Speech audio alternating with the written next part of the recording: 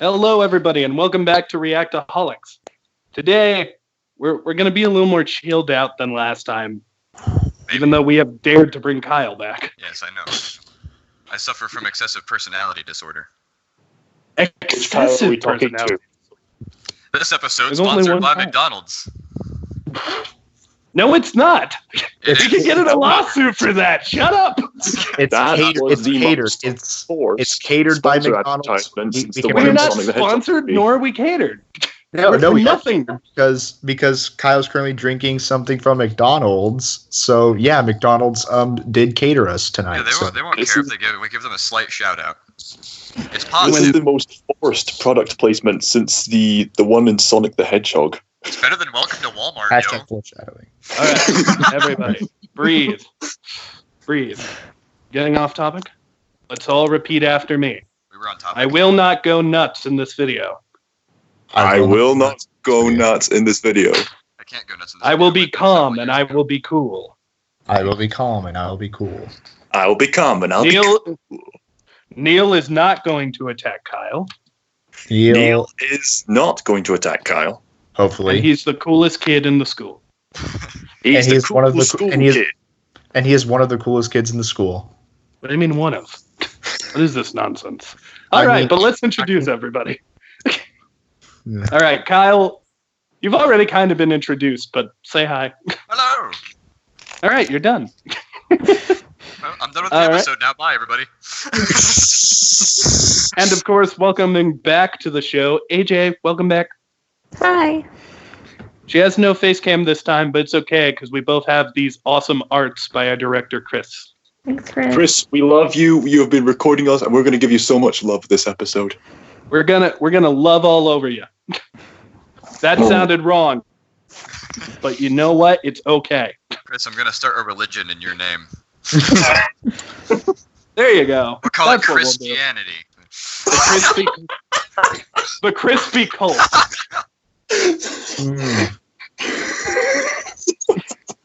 All right, Will, how are you doing? I am doing quite well. How's your Bumble doing? You advertise it at the end of all of these episodes. I'm just wondering, have you gotten any success out of it? I did. I've gotten some success, though not as of late. Things have pretty died down on Bumble, but hopefully that will pick back up soon. I'm hoping. Ladies, this man is famous by the show, and you can date him. He advertises it every episode. Go nuts. Yes. And of course, last but certainly not least, hey Callum. Yes, you. Me, baby sheep. Sure. All right. How are you? Welcome to the show. Maybe take a chill pill, brah. Let's just carry on, shall we? Welcome to Reactaholics. All right. We're just gonna go straight into the show. Mm-hmm. Yeah. Oh wait, we forgot somebody. Me. Hi. Hi, I'm Neil. I have been nice. I found a blanket from my childhood that happens to be. This was completely by accident, but it's a blanket and it depicts that one scene from Revenge of the Sith where Obi-Wan and Anakin are fighting. And this is a childhood blanket I used to use, so I just got it and wall mounted it, and now it is no longer used for warmth, it is used for decoration. And that's my random story. I have the cozy side of the blanket. Tova Anakin! You're a decoration! Not again. You were meant to warm up the people in bed, not, I don't know, be burnt off the blanket. Right. Not chill them. Oh my god, what if you put a blanket in the refrigerator? That's a paradox. That actually sounds lovely on a very hot day. Oh, yeah. But look at that, Reactaholics, giving you beat the heat tips. But with that, let's go straight into the news. Time to go to the fridge. Outside is weather. I'm going to be honest, guys, I only really have 2 bits. Which is fine. So, number 1 is Spider-Man 3 for the Marvel Cinematic Universe has started. under the title Serenity Now. Okay. Oh. Of course, ladies and gentlemen, this makes me question, why is there no home? Where is the home? I guess tranquility. I guess they couldn't find any other uses for home that fit whatever story they were trying to tell, so they just said, screw it. Well, it could have been like run away from home because his identity's exposed, or can't go home. Really, really, really Home far arrest. away from home. Homeless at 18. Lost in New York. I'll be home for Christmas. Spider-Man, Home Home Alone. Alone. Spider-Man works at Home Department. Home Depot. Villains are super-powered Marvin Harry, and the action scenes are slapstick comedy. Or Homeward since Bound. Homeward Bound. Featuring Spider-Man. But I think that this Home gives of us the a good Range. chance. I mean, we don't. Right now, it's just a working title. Spider-Man. So the final one very well could have the word home in it. And I Okay. feel like it kind of has to.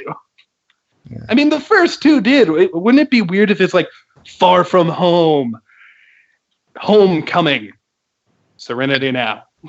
Yeah. So we would then. I'm sorry. So we would Go then ahead, call Will. this. Neil, do you just want an excuse to call this the Home Trilogy? I mean, I just want to call it Spider-Man Trilogy, Will. I don't need it to be home, but they've started a pattern. If they don't follow this pattern, it's going to break my brain. Like, what if the final Marvel movie in the Avengers lineup was called Heroes Unite, and the word Avengers just wasn't in it? Wouldn't that upset you? I I mean, you guess. still get heroes uniting. That wouldn't. They wouldn't be lying. It would just get to me personally, just like if this doesn't have home. But this is a good segue to talk about. Spider-Man OCD. Wait. We I haven't would gotten get Spider-Man OCD. We haven't gotten AJ's thoughts on this. I admit, the title kind of weirded me out, and I do agree they did start a pattern, but I feel like it's going to really tell the plot of the movie or who the villain is. Well, here's the thing, and that's what I was getting into. What can we glean anything from this title, or alternatively, what do we hope Spider-Man 3 will be? Do you want to go into that as well to start us off, AJ? Sure. So we all remember how Far From Home ended, and I honestly don't know, because then the whole rights to the Spider-Man thing happened, and then the Morbius trailer came out, so I honestly have no idea. Yeah, we're in very interesting territory in terms of Spider-Man. Yeah. I'm going to say what I think everyone else has been saying from the start. We got to get the Sinister Six. Like, Yeah. it has to be the big finale. So far, we've had Vulture and Mysterio. Both have been members of the Sinister Six before. And of course, the movie's changed things up. Hey, to be fair, the cartoons were doing that before Spider-Man PS4 was even a thing, Kyle. They were. They most definitely were. I never watched the cartoons. But Oh. You poor boy. Hmm. You poor I watched boy. cartoons. Talking to your mic a little louder. You poor boy. we all know that my childhood was just me sitting around eating saltines. That was my entire childhood. Neil, you brought up Vulture though, and I think, especially judging from the end credit scene of Homecoming, I think Vulture. I don't think he's gonna become a complete good guy, but I do think he's gonna join Spider-Man's side because he's gonna think, no, Mysterio, he's full of shit. Because Spider-Man, he would not do that. That guy saved my life. He is not one to just go around and killing someone, and I do owe him a debt for, like, looking out for my daughter and not killing me and everything. So I do think that Vulture, if he's going to be in this movie, will definitely be an ally of Spider-Man this time.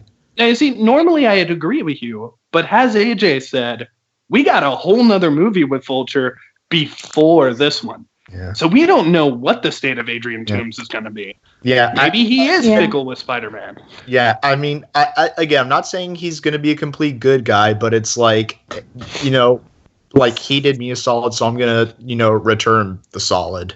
I just remember we also have Venom 2. That's right, and confirm there are references to Spider-Man in that. Yeah. Specifically, I guess this would also count as this. We have seen a shot of a bus that essentially says, "Where is Spider-Man?" Ooh. So Peter is gone right now, as far as we know. I'm really curious about this plot because, once again, AJ really hit the nail on the head. This is new ground, and we have never been in this ground before. Spider-Man's identity revealed to the world. Multiple villains with multiple movies existing in this universe. Anything can happen now. Peter Parker seems to have disappeared and turned into a blue elf thing. Oh, God. And Star-Lord did it, too, and gained some weight. Peter Parker becomes Mysterio. I'm not Mysterio. I meant to say Mystique, but it came out Mysterio. That would be cool for Marvel. Time paradox. Honestly, not even kidding. My dream episode for What If is what if Mysterio, Quentin Beck became Iron Man. Ooh. That's my Good pitch. one. Yeah. I also think this could be a perfect opportunity to bring in Kraven the Hunter as a villain. Now, here's the thing. Okay. A lot of people want Kraven the Hunter. A lot of people do. I don't. Oh, really? Yeah, because here's the thing. I like Kraven. I think he's an interesting character. I think we need somebody bigger. And it's no insult to the character. It's just, this is the last Spider-Man movie, maybe in the MCU. This very well could be the last one. And I really feel like we've been ignoring Green Goblin, Doc Ock, some of these really big names. Okay. And Mysterio's my favorite Spider-Man villain, so I'm really happy he was in the sequel. But at the same time, I think now we need this huge threat, and I just don't know if that's Kraven. And No, with that cameo from J.K. Simmons at the end of Far From Home, I feel like it would be really nice if they've ended with bringing either Tobey Maguire, Andrew Garfield, or both, because I feel like since they brought back J.K. Simmons as his character, they could do that. I did hear rumors that people wanted, this was, of course, something Tom Holland actually said. He wanted Tobey Maguire to play Uncle Ben in that universe. Because he would have actually been the right age. Yeah, that would make sense. That's true. What? That'd be interesting. Yeah. Marissa Tomei ain't that much older, or I think they're about the same age. I'd like to see that. I wouldn't mind it at all. If Toby showed up and he was Uncle Ben in some flashbacks, which I don't know if anybody heard my criticisms in an earlier episode, but my one problem with Spider-Man Far From Home, which is currently my favorite Marvel movie, is Uncle Ben should have been in there. Yeah. Like in that scene when Spider-Man was crying over Tony Stark, he should have said to Happy, "No, you don't understand. This is the second time I've let somebody die. Well, Now Tony, now That's first true. my uncle." Maybe it's because we've had so many adaptations for Spider-Man, we all know that specific moment. And I know. I remember the Tobey Maguire one, so I feel like they would really have to make it very effective and not just repeat the motion. I remember the Andrew Garfield one. Spider-Ben. Spider-Ben. Yeah. I will like a bit of an opportunity to defend. I mean, I'm not saying you're wrong, Neil. I will like a bit of an opportunity to kind of defend Kraven. The thing is, I like Green Goblin. He is sort of like the quintessential Spider-Man arch enemy, but I mean, a lot of people bring up, oh, he's been done already, but outside of that, I don't know if this is really the time or the movie to bring in Green Goblin.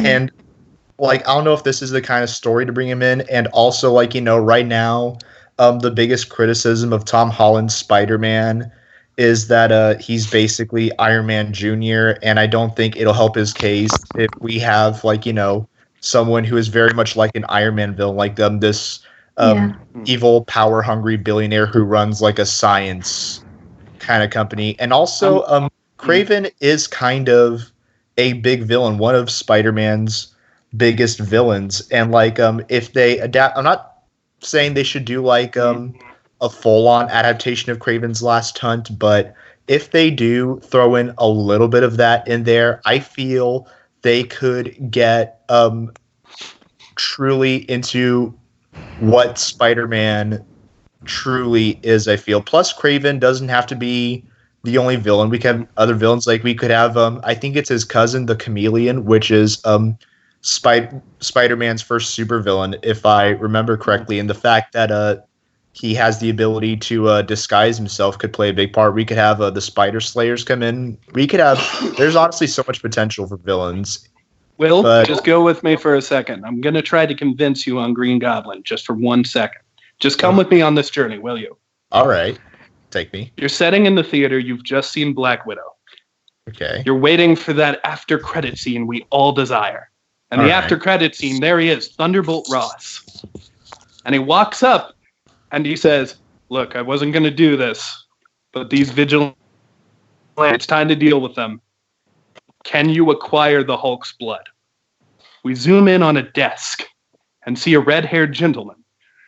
And he says, well, I'm sure we could get that given some time, Mr. Ross. I mean, time is money, and the world runs on time, and, well, the Avengers seem to have mastered time itself, haven't they? Maybe it is time they go down a peg.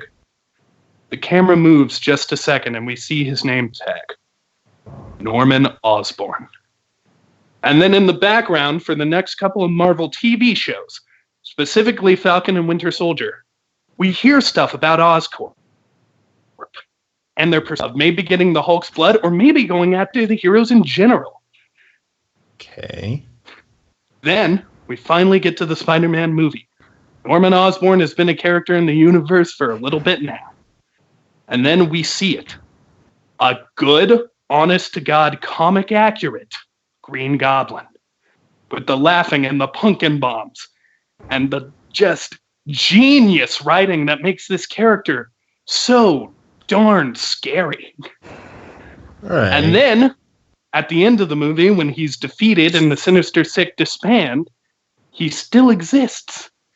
Having this weird personality twist between the Goblin and Norman Osborn. Trying to be a threat to the Avengers as a businessman, but also has the Green Goblin itself.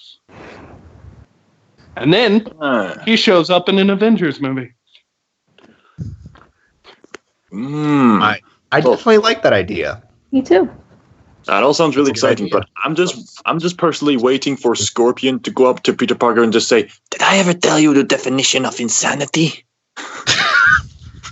I mean, to be fair, yeah, we need to see Scorpion come back. They've set the seeds for Sinister Six. Scorpion is out there. Mysterio is probably still alive. Vulture is still alive. We have 6 villains. Shocker's out there too. And now we got Morbius, Venom, and Carnage. The Marvel movies over and over again. Expecting the same results. As long as they don't do One More Day, I'm crazy. Yeah. If they do One More Day, I may actually walk out of the movie theater. Oh, dude, you have no idea. As For long those as they of you don't who do don't One More know, Day. One More Day is a comic book where Spider-Man makes a deal with the devil and sells his marriage to save somebody. And it's not a good comic. And becomes at Spider all. Rider. It's not. It doesn't become Spider Rider. That's a different comic. What have we learned from Believe it or Cuphead? not. Don't sell your soul to the devil. That's bad for With you. that, From Cuphead, I've learned that from Faust and Picture of Dorian Gray. I've learned that from life experience. Faust. I've learned that You from ever the dance with the devil in the pale moonlight? You'll burst it. What? Yeah. Pale Moon Night is like super romantic, and Lucifer is like, dreaming. But I digress. Let's move on. All right. Next news. So, we do have one more Neil's piece of backstory news. continues to unfold. We got to find out how I got that doctorate somehow, right? That PhD. How'd I get it? Especially for the Red Panda. Yep. But moving on, there is one more piece of news, and this is kind of a biggie, but it doesn't necessarily apply to movies and TV shows. So we're a little out of depth here. Okay. Nonetheless, actually, I guess I have 2 pieces of news left because I just thought of something. All right. Please. So, the next thing is Star Wars has announced a brand new setting in the universe. All right. Really? This is Project Luminous, which plenty of authors have been teasing. And while it is mostly going to be focused on in comic books and, novels, this is a new setting that is open to the Star Wars universe. And therefore, it's possible that this could show up in TV shows and movies. I almost promise at least some of the planets will show up. They ain't going anywhere. So I saw something about. Go ahead, Callum. I saw something about Star Wars: The High Republic, and it's not very clear what they're working on, whether it be new movies, new video games, new books, or new whatever. But they're bringing in artists, story creators, left and right, just to expand on Star Wars. They're saying, we're going to make this King Arthur-like legendary origin tale of the Jedi, and we're going to have all sorts of great stories left and right. It'll be infinite. And I'm glad you actually brought that up, Callum, because this is the High Republic, what I'm referring to. All right. So do you guys want to break down on what it is? Yes, please. Go ahead. Okay. So first of all, I'll get the most important news out immediately. Will, guess what? What? Lightsabers can now be pink. I love that. Love that. You can be a kick-ass Jedi while also supporting breast cancer awareness. That is amazing. That is important. But yes, confirmed now there is a pink lightsaber. You can see it in some of the concept art. There's also a different shade of green. Maybe the most important bit of news, there's a Jedi sort of on the red. So there's one side that has this like white filter and one side that has this like red filter. Mm-hmm. On the red side, we see a lightsaber that appears to be blue, sort of cyanic, but the core, instead of being white, is black. Ooh. So we have a black core lightsaber. Please, dear God, put that in Galaxy's Edge. But we have a black core lightsaber, and to the other side, we have a lightsaber that is 2 blades but beside each other, sort of scissor style. Ooh. So we're getting Nice some new scissor lightsabers. And I'm excited because a lot of these lightsabers, as mentioned by Callum, kind of have something going on the hilt to make them look a little bit more like swords. All right. But the breakdown of what we know about High Republic so far, it takes place 200 years before the Phantom Menace. Ooh. And I will tell you, as Neil Burris, god of weird Star Wars lore, that means that characters like Jabba the Hutt and Yoda are still alive. Okay. They'd be younger, but Jabba and Yoda would both still be around. Okay. For what 900 years have I trained Jedi? I'm just saying, we could see a younger Yoda. We could maybe see a Padawan Yoda. I don't know if we're going to, but it's a thought. That's definitely I'd be interested to see where this goes. Me too. The only thing is you can do that all you want, like the TV shows, the comics, the whatever, video games. Just in terms of movies, Rise of Skywalker. After Rise of Skywalker, I'm done with new Star Wars movies. So that's the only thing, really.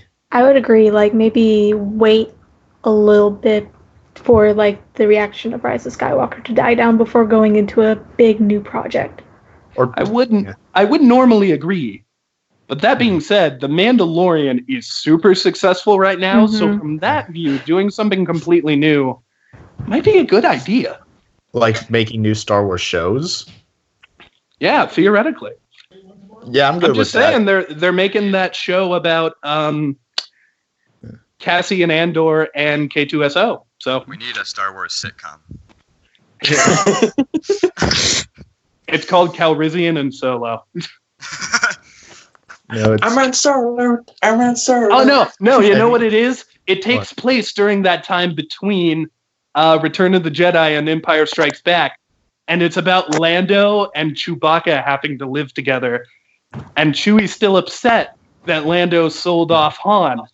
But they've got to share this apartment. And there can be a side plot of Yoda trying to start a band. Yeah. Yeah, he's still alive during that time. He could start a band. The Jedi ghosts are the laughter in the background. No, you know what it is? It's basically a compilation of every scene with 3PO and R2, every scene of them together, but with a laugh track over it. Lando and the Wookiee. Make it happen, Disney Plus.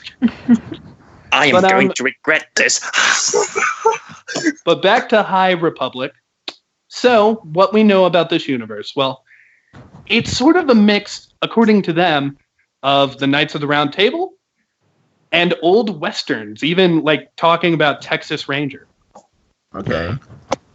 So, Wild Wild West. this is about a time, like, I believe they said at one point, our driving factor when telling this story is, what would scare a Jedi? And that was their driving factor. And they have come up with this bounty hunting ring. I forget their name immediately, but they describe them as space Vikings. Okay. And this time is supposed to be when there are more Jedi sort of getting used to being in a republic and gaining some power. Maybe we'll see the founding of the Jedi Council. That'd be interesting. Yeah. There are two kinds of Jedi, my friend. Those with loaded lightsabers and those who dig. And those who can choke with the Force and those who can push with the Force. Yeah.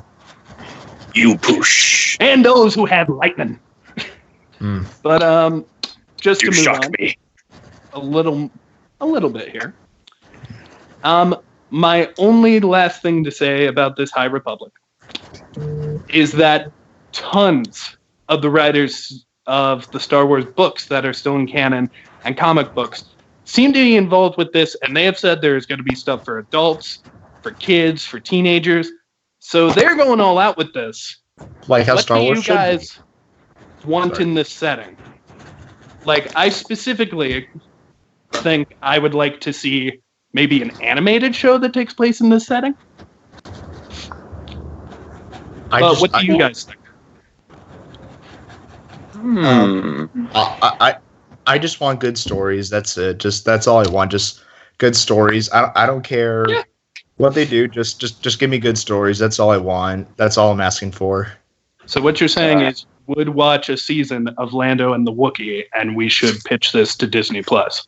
Sure. Yes. Let's do that. Lando and Wookiee. All right, And get in you the know car. what? Let's bring back Donald Glover as Lando. I would actually love to see. Oh, that. I was already Yeah, gonna me do. too. We need to have it part animated, part live action, sort of Who Framed Roger Rabbit style. So let's do it Blue's Clues style, where Donald Glover is the only real human and everybody else is drawn. Including Chewbacca. Yeah, Chewbacca's drawn. He's drawn in the style of South Park.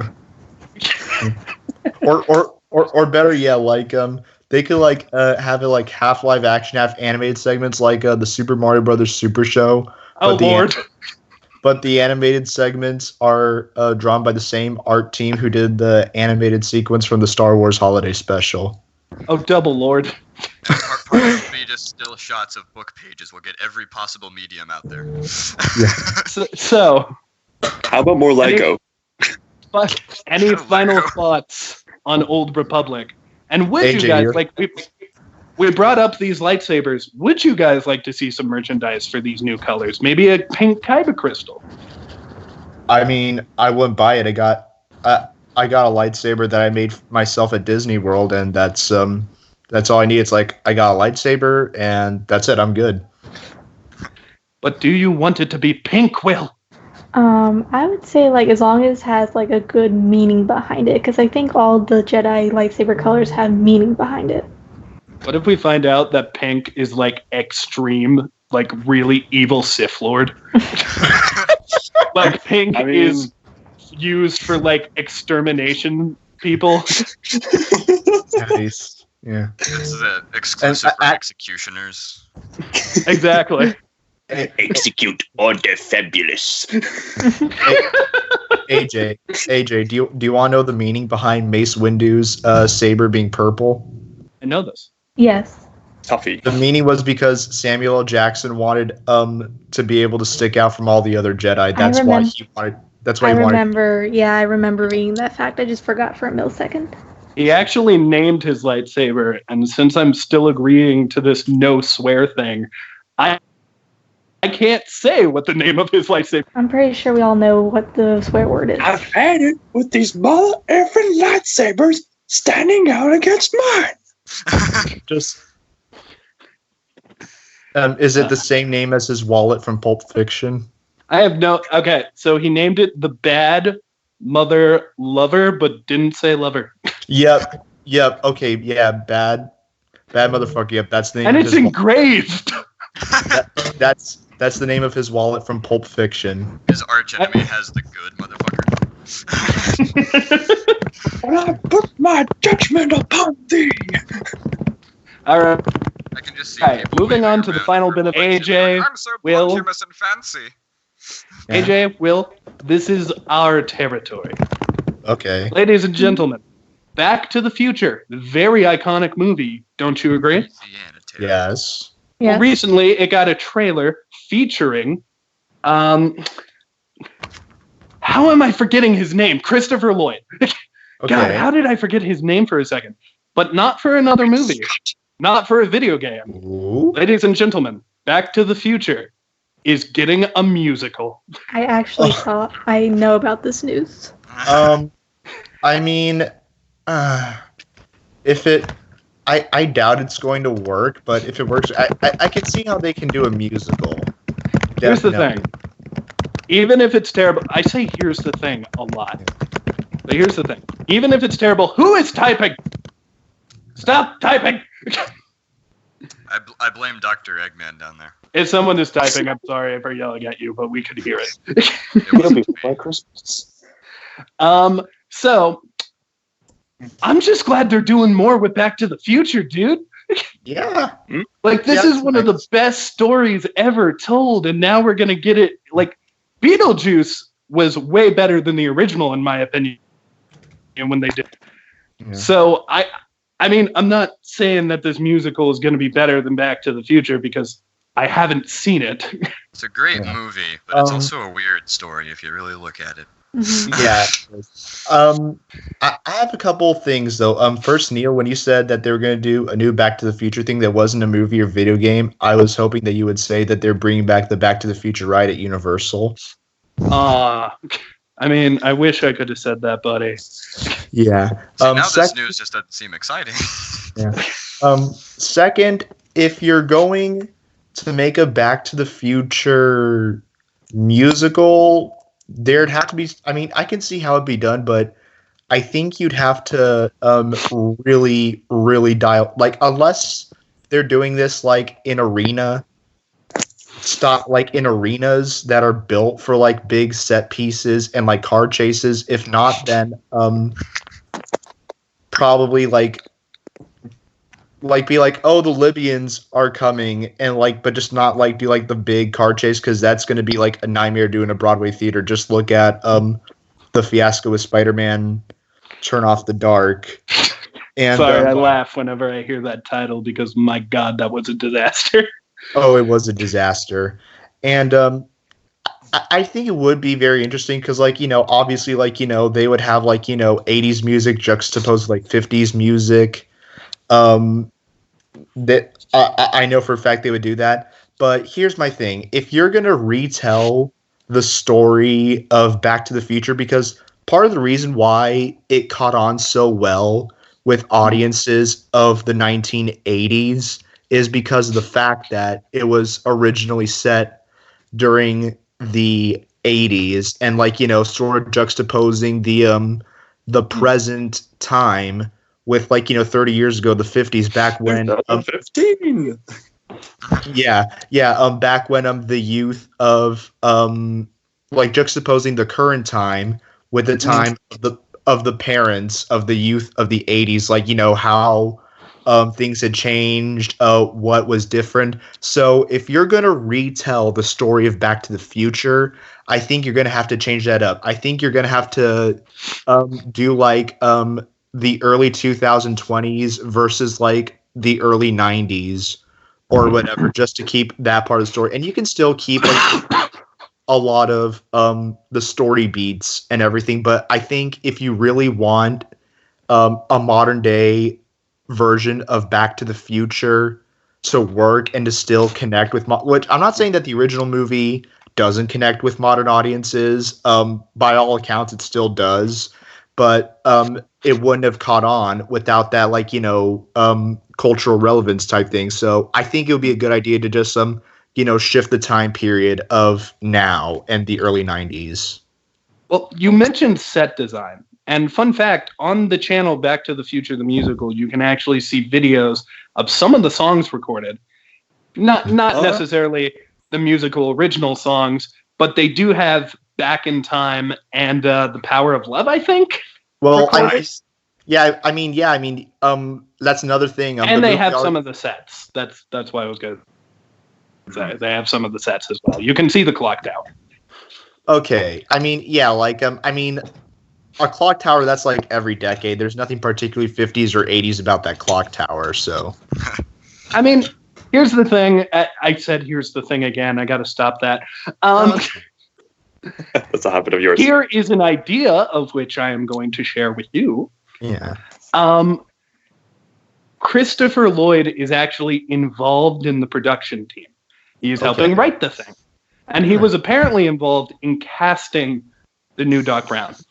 So I'm optimistic. Whatever they end up doing it here, I think I'm going to like it. What do you think, AJ? They even had a trailer with Christopher Lloyd making an appearance, and then the actor of the new Doc Brown going, "Great Scott!" And then Christopher Lloyd just going, "He'll have to do." Yeah, Christopher Lloyd is in the trailer, and he approves of the new Doc Brown. I really liked the Doc Brown cameo in the Seth MacFarlane movie, Million Ways to Die in the West. I literally thought that was the only like truly good thing about that movie. Also, AJ, do you have thoughts? Sorry. Oh, you're good, Gal. Do you have any thoughts on this, AJ? Movie. Well, I did see this announcement on Facebook a while back, and I do love the idea that they have one of the main actors going behind the idea. I think it can do a good job, be like Beetlejuice, and then I also know Prince of Egypt is currently premiering as a musical right now, I think in London, so I would love to see that as well in America. Kellen's a big Prince of Egypt guy. Yeah, one of my favorite movies. Me too. Also, speaking as a theater, AJ loves it. Well, yay! Speaking as a theater guy, you're probably complaining about some of the car chases, some of the more elaborate scenes. But when you think about it, this is theater. They can work creatively around these certain scenes. Most of the scenarios, they can work around the basic sets. There's not too much of a spectacle for the most part. When it comes to the car, they can easily have these like props or whatnot. It's theater. You use your imagination. Yeah. I've got to agree with Callum. If they can make a whole like movie about animals into a musical and still have it be convincing with Lion King, they can do anything. Yeah, but here's the thing about Lion King. Lion King, most of that stuff like the wildebeest and the fight against like Scar and stuff, that can easily translate well to the screen without like, you know, the emotional resonance being lost on the audience. But the thing about and yeah, there's only like 3 or 4 action-y scenes in the original Back to the Future. The rest of that could very easily translate to a stage format, but all of the action scenes in Back to the Future involve a car, which is like, you know, very much a beat because it has to be like, you know, moving around and everything. So if they're doing this like in an arena, like a stunt show arena, while still keeping it a stage musical, I think it will work very well. Because that's the thing about Spider-Man turn off the dark. If they didn't want to do it like starting off on Broadway, if instead they did it in like arenas, I mean, the story still would have been absolute crap, but they wouldn't have had so many accidents and so many injuries, which so like maybe like say like in the scene where the Libyans come, it can be like oh no, the Libyans are here, and it's like you can still obviously have the car on stage. Mhm. So instead of the thing can be like Doc Brown trying to get Marty in the car real quick as the Libyans are approaching, and then like the car can just like zoom off stage real quick as Doc Brown is getting gunned down. So I'm pretty much just answering my own question right there of how they could make it work. Or maybe the car is in the middle of the screen, and all the other actors who were shooting and stuff, they go off screen, and the car stays on screen. And maybe there's a screen in the background. I mean, on stage. I'm saying screen. Maybe there's a screen behind the stage where we can see like the effects of time travel, and then it changes to just Hill Valley in the past. Yeah, there's ways to do this. Yeah. I'm not saying it won't work. I'm just saying like you're nervous. Even the scene where like they're trying to get Marty back to 1985, like. Doc Brown climbing the clock tower, trying to avoid the lightning. I can definitely see how they would do that because that doesn't rely on the car. Like the tension in that scene mostly comes from Doc Brown being on the clock tower. The one scene that they'll either have to omit or just really change heavily is like when Biff and his gang are chasing around Marty. They'll have to find. I would honestly find some other way around it, like just do like a different scene entirely of Marty one-upping Biff, because that scene does involve like them in vehicles and everything, so maybe just change that to like a foot chase or whatever. Well, maybe the audience is just as gullible as Biff, and the people on stage going, "What's that? What?" And then they just do something, and then here's the really thing though. Stupid. There is one concern that I share, and I've just now realized it, and this has to happen. People of Back to the Future. If you're making Back to the Future, you got to do one thing, and I don't know how you're going to do it on stage, but you got to do it. Biff needs to be covered in manure by the end of this show. They can definitely do the manure. They can definitely do it. They have to do the manure. I walk if they don't do the manure. I hate manure. They can definitely do the manure. That is no problem right there. Good. I have a simple solution for how they could fix the vehicle problem. Yeah. Back to the Future, the musical Demolition Derby. Yes. Demolition Derby? Yes. Yeah. Where we're going, we don't need demolition derbies. And with that, let's move on to the show proper. The news has now ended, and let's move on to our relevant film. This was the news? Yeah, this was the news.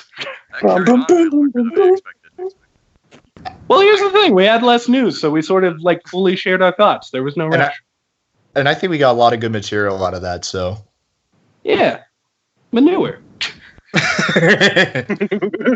It was manure at the end. It all ended in shit. We weren't recording. Whoa! Oh, Callum, hey! You stole my swear word. Neil, you were the one who took that pledge not to swear. You were the one. What? To just fine? I'll start singing. We weren't recording at the time, but there was a cat butt on screen a while ago. I had nothing to do. Past the cat. It was Neil's fault. It wasn't my fault. It's moving on. You're the one that put the cat's ass there. Our relevant movie. Get on with it. Yes, Our relevant movie today is Sonic the Hedgehog. I feel like the majority of us have seen this. Some of us haven't. And because of that, you guys are in for a treat. Okay. Even though I have not seen Sonic the Hedgehog movie, I do have one thing to say about it. A lot of people, don't get me wrong, it was great of the studio to digitally change Sonic so that we could watch the movie without being disgusted throughout the entire runtime by just looking at Sonic. That was great of them. However, certain people online are treating like, oh, this movie is great, or oh, these filmmakers are awesome for doing that. Like, don't get me wrong, it's still awesome that they did that, but that doesn't mean that the movie is good, because changing the look of a character, like, the look of a character is definitely important, but it should not be the primary thing. The primary thing is still story and character. So, and again, I still haven't seen the Sonic the Hedgehog movie. That's a great collection, Callum. I still haven't seen the Sonic the Hedgehog movie, so I cannot say for myself if it is good or bad, but I feel that certain people on the internet just know that just because the studio decided to change the appearance of Sonic at the request of the fans doesn't mean the movie itself is good. So with that, I'm going to turn the mic over to the people who actually have seen it. I want to know what Mr. Dr. Professor Eggboy's opinion down there is. He hasn't said much. I mean, he is Jim Carrey, so he's just going to wait for the right moment. And He'll be home by Christmas. But he will be home by Christmas. But no one gets that joke except for us, so we should go into spoilers. Here's the thing. Before we even get started with hardcore spoilers, there is something I want to say to Will. And Will... Okay. I understand your concern about, like, changing the thing doesn't make it a better movie. But since I've seen the movie, I have to disagree with you for one reason, and I think I might get some backup here. There are a lot of scenes in this movie that really hinge on you caring about Sonic as a character. Okay. And if Sonic would have looked like that demonic blue tiny little person with demonic teeth that want to eat me before I die, I don't think I could look at it and be like, aw, how sad. I still think they should use that design for a horror movie. Instead of Sonic the Hedgehog, we'll call it Sonic the Sleep Paralysis Demon. Well, you see, that's Sonic EXE. That already exists. Sonic the Sleep Paralysis Demon. It'll be the plot of Mara. Or someone please just edit sharp teeth and red eyes to the original design. Oh, I promise you they've already done it. I bet you could find it online if you really tried. I promise you, if you just Google it, it's gotta exist. But so let's talk about this movie. Callum, our opinions. You're the Sonic fan here, so I think you're gonna say the most. So me and AJ will take our time in the sun. Me and AJ will take our time in the sun, and then you can be the grand finale. Yes! So, AJ, how did you feel about the movie? And feel free to spoil as much as you want. I did have my doubts. Hello? AJ, we can't hear you. AJ, you went out. I went out? You lagged out for just a second. Yeah, you're back. Am I now, back? Though. Okay. Yeah, you're back. Okay, continue.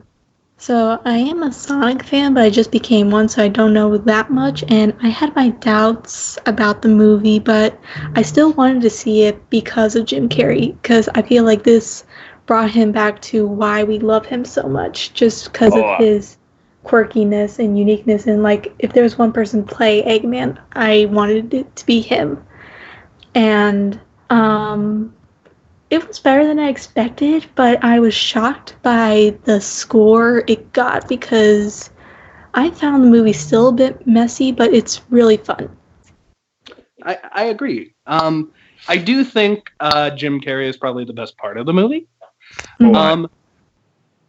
But that's not an insult to Sonic the character or any other part of this movie. Yeah, I do really like, and I definitely want to... Oh, go ahead, AJ.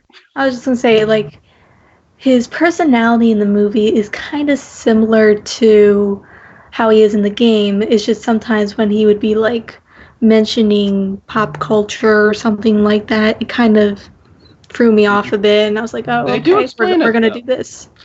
They do explain it, though. They do, and I respect that. Mm-hmm. It's Sonic versus the cable guy. I think it's interesting that Sonic is probably the first movie to take this Smurfs formula of, we're going to to the human world, whoa! And come out with a pretty good movie. Like, first of all, immediately, like I said, Chris actually went with me to see this movie, because on Valentine's Day, we had no ladies. We only had each other. So we went in and saw Sonic the frickin' Hedgehog on Valentine's Day. But my sad love life aside, yeah, but you had a girlfriend, so you had a life to attend to during that time. I literally said to Chris before the movie started, if they somehow reference Sonic, it's going to be a good movie. And not even 20 minutes in, there he is in all his glory. And I remember just looking to Chris and going, this is going to be a trip. Happy Valentine's Day, Chris.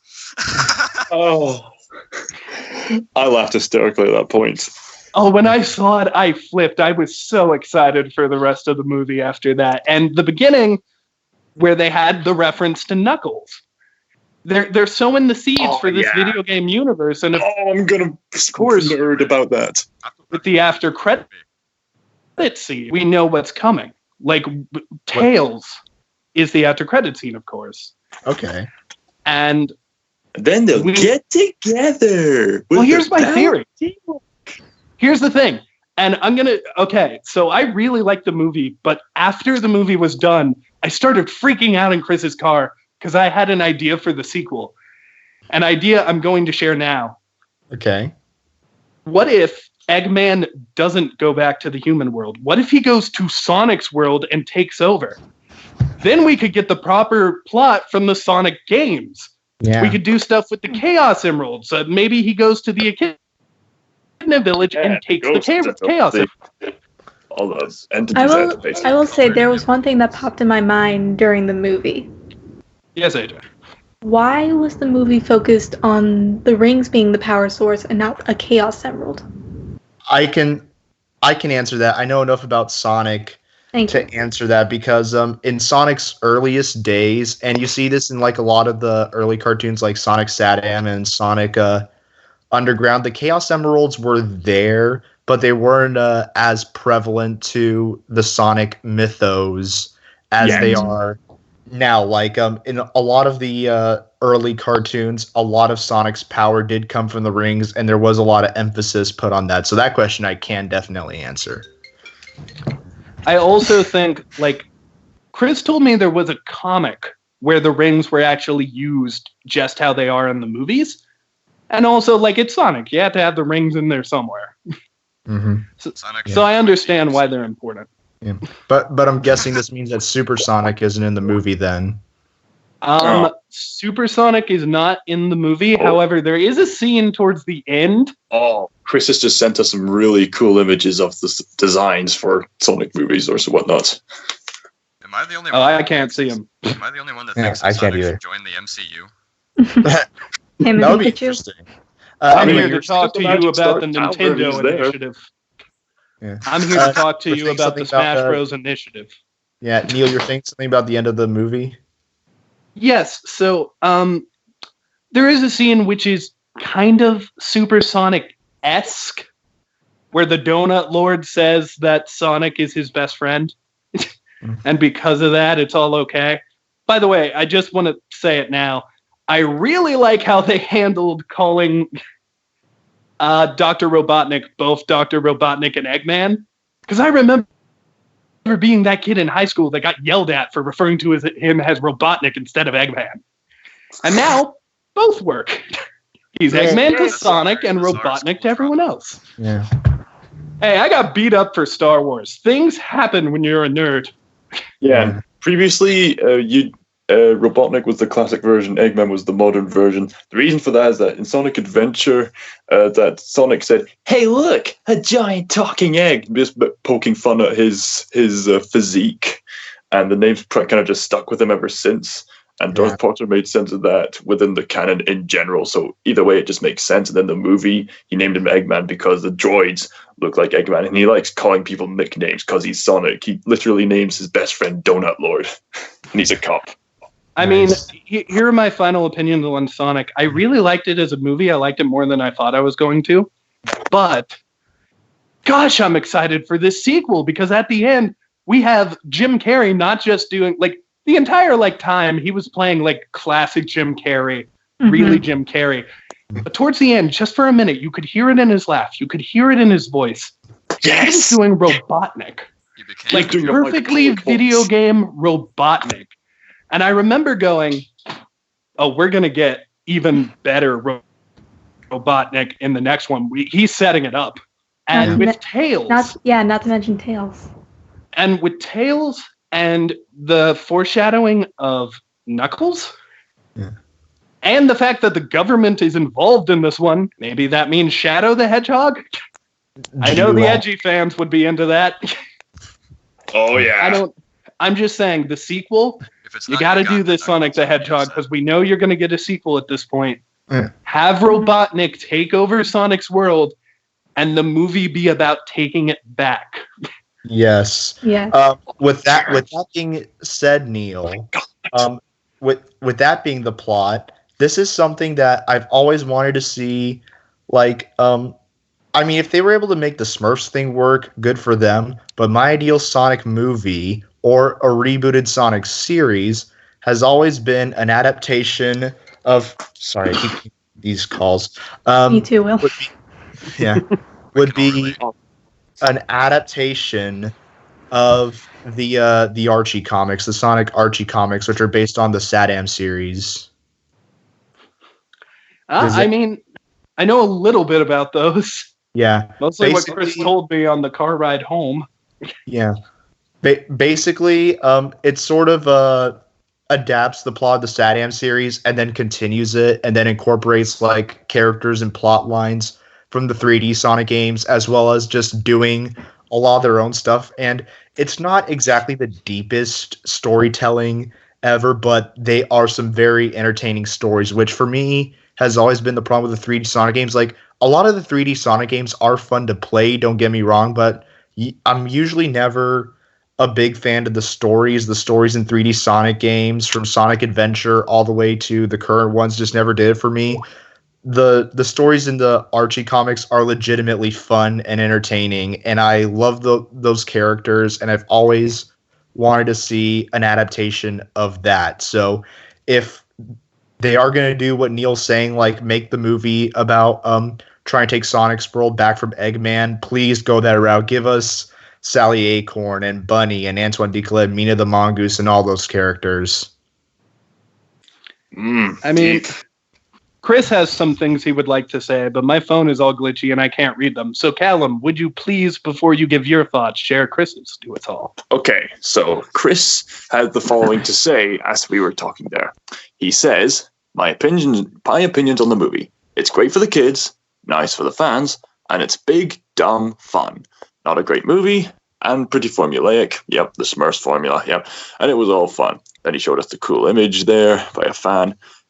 And then he said, Ozzy had Knuckles' best boy. In the Japanese versions of the games, Eggman was always known as Eggman anyway. It was only in the American translations where Robotnik was started to be used. You're a true American, Neil. And I would like to see that also the world from the OVA anime short from the 90s. That would be interesting. Yeah. All right, Callum, you have the floor. What are your opinions? Because you were just... I don't know if the current fans of the show watched back then. Callum was a supporter of this back when we had the rancid Sonic, as I call him. So you have the floor, man. Oh yes, the floor is all mine. Thank you very much. To sleep upon because you have no bed. Go on.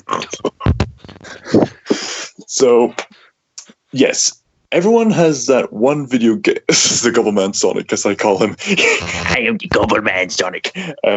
So everyone has that one video game that they're huge fanatical fans of. Most of you, no doubt, are fans of Pokemon. For me, it's Sonic the Hedgehog. I just always love the fast-paced coolness and using the supernatural magical stuff like the Chaos Emeralds, and it's just always awesome.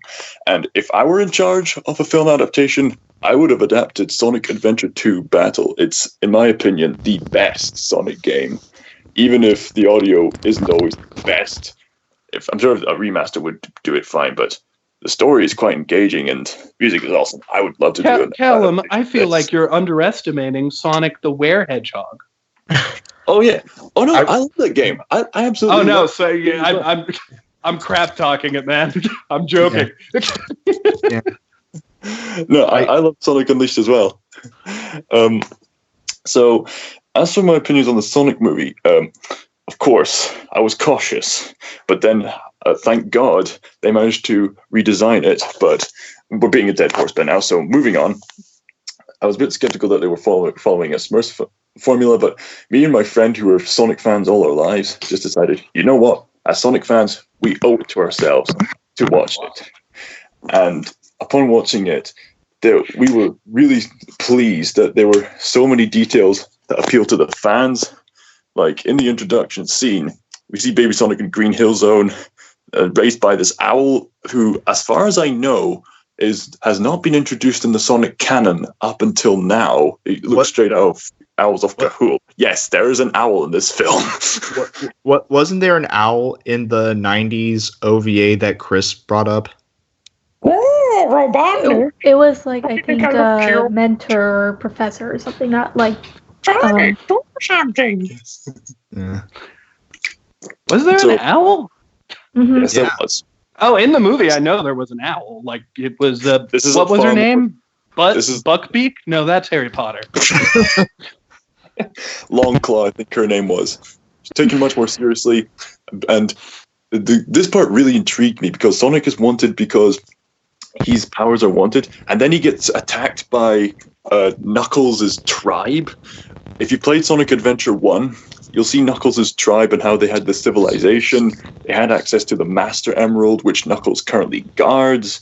It has these magical capabilities, and it holds Chaos, the final boss from the first Sonic Adventure 1 game. If I can speak on that just for a second, Chris actually had a theory that the reason they were chasing him down is because Sonic ran through the temple where they were guarding the Chaos Emeralds, because if you remember, the Echidnas are the guardians of the Chaos Emerald. Mm-hmm. Yes. So yes, and they're always, you know them, they're highly suspicious of anything that would doom their tribe. Well, and obviously Tikal tried to protect the Chao creatures and the Chaos entity within the Master Emerald, but that's another story. Basically, Knuckles' tribe, it was so great to see them attack Sonic, not the actual attacking of Sonic. I sympathize with Sonic, but the fact that they're there. And then the rings as portals was really cool. And something I noticed during the introduction section was they used the music from the Sonic Mania introduction. And they also have the rings for the portal. So I think they're having a bit of influence from Sonic Mania. So Sonic Mania is much more revolutionary than you think, everybody. Yeah. All from indie developers. Thanks, Christian Whitehead. So Sonic gets to the Earth world. He's on his own, sad face. I mean, he could use the rings to teleport to anywhere else, but he seems to be liking spying on everybody and just doing some fun things like running around carrying a turtle, which was really funny, doing some other really funny things. We don't need to go through the whole plot, my friend, but I do want to ask you this. As someone who really cares about Sonic, so much so that you were willing to ignore the crappy design and just go with it for the movie, what was it like to see the good design? And also, what was it like to see a good Sonic movie? Yeah, you should just thank God that it's decent at the very least. And now, people, we should raise awareness of the fact that there can be good video game adaptations. It just so happens that most of them in America tend to suck, especially if they're live action. Sonic and Detective Pikachu tend to have revolutionized this as of recently. Which do you guys think is better, Detective Pikachu or Sonic? Detective Pikachu. Yeah. Well, you're a Pokemon fan. Well, no, but it's hard to explain. Like, I guess, yeah, it is the Pokemon nostalgia, but like... Well, to be fair, I think it's better too, and I was just giving you a hard time. Well, no, I think it's also just because like it's a combination of both the modern world and what would it be like if Pokemon were there. So I think that was very creative. I do agree. I do think, like, even though I really like the Sonic movie, I'm really more excited for a sequel now that takes place in Sonic's world. And I think if that would have been this movie, maybe with this really good writing that we've seen, I think maybe this could have been better. But Detective Pikachu, like, I think it just edges it out. And maybe it is because I'm a Pokemon fan as well. I just remember when I was watching the movie and I saw Munchlax, and I just Detective Pikachu is the better movie, and because Sonic the Hedgehog movie is so formulaic. But there were some other highlights in it. There were some other Easter eggs, like obviously there was the obvious like Green Hills, get it?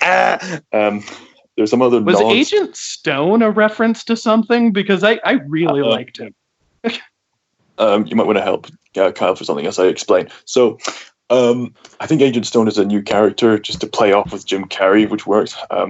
There were some subtle nods like Sonic getting introduced to chili dogs, which is his favorite food. And him getting the shoes from the little girl, that was so sweet.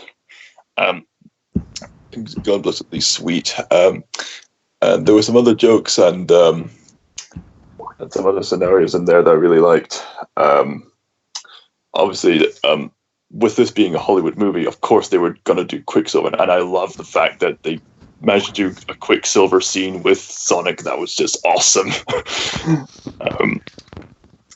And it's kind of sweet how Sonic is wanting your friend, even though it's... Oh, there we go.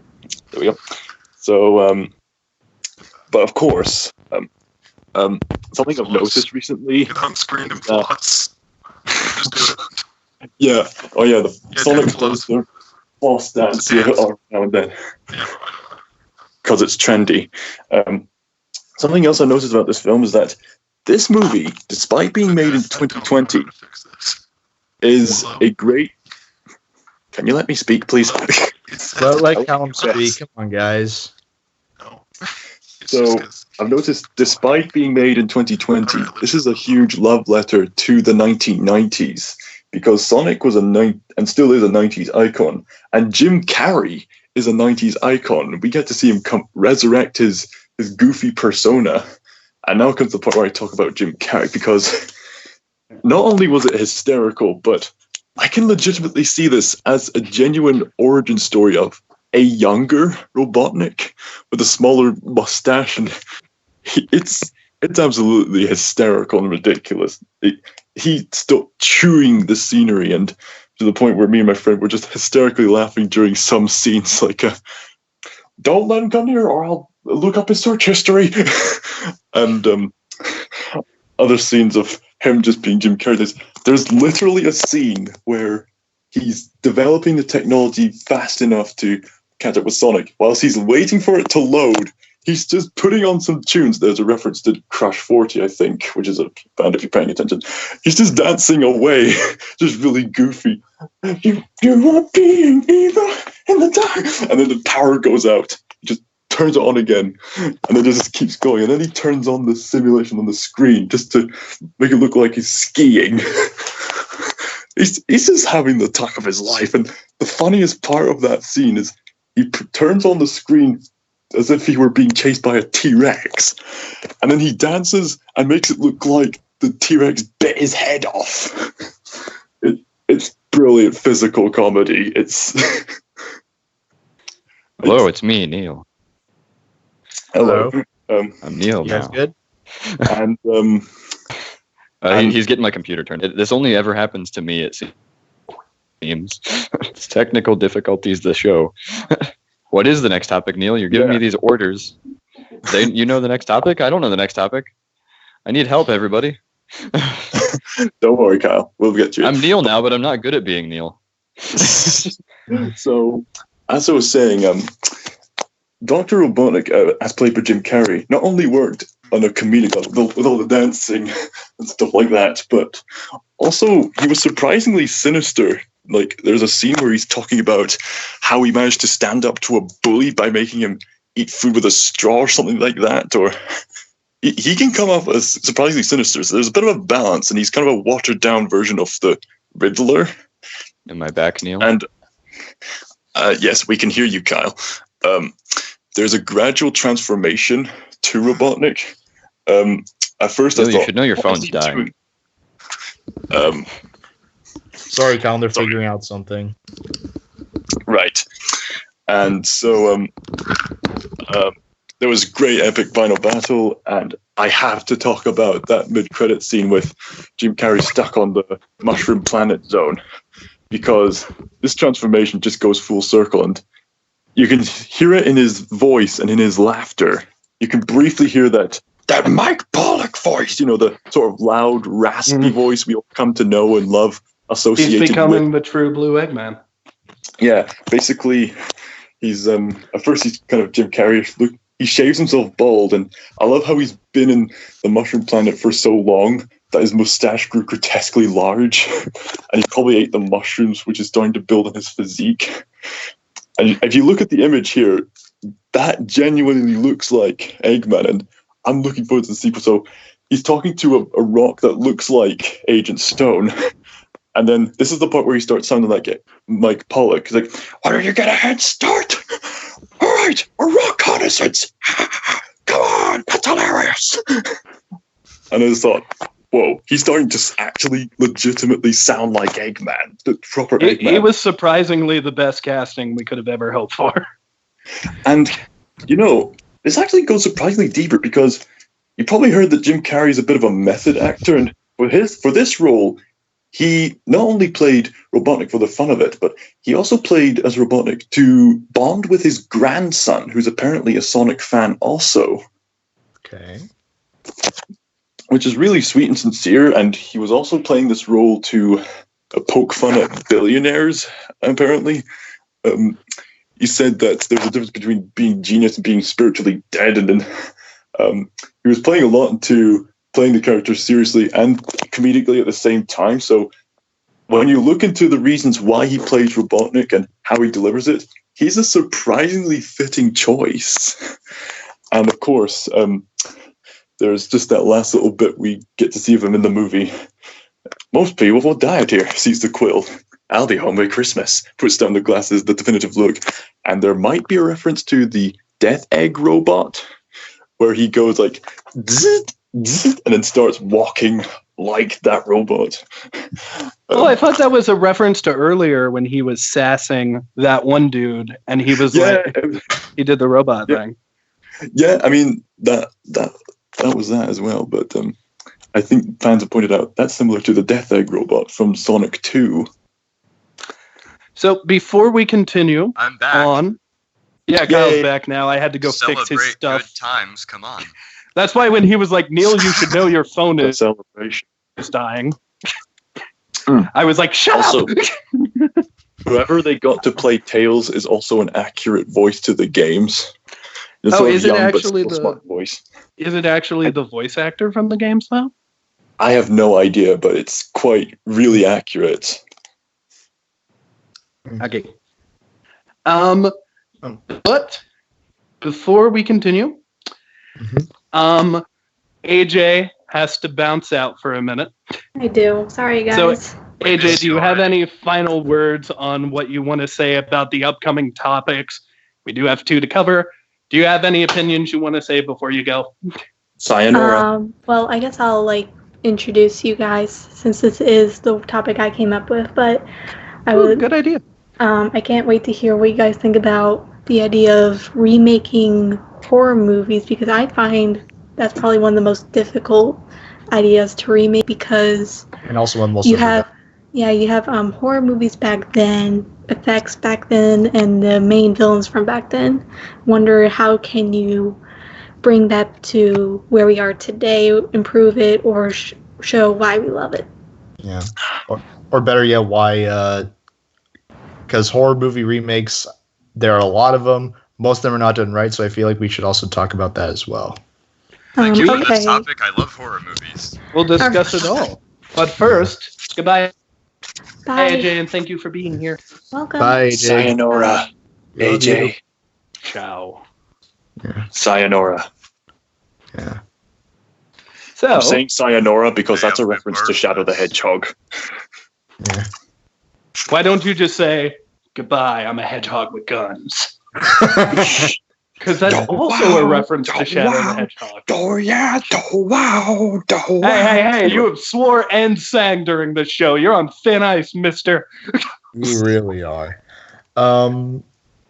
So yeah, trying to think of horror movie remakes. I guess I'll start by saying what I think is the golden example of a horror movie remake, and that is The Fly. So some people might not know this, but the 1986 version of The Fly is a remake of another movie called The Fly that was made in 1958.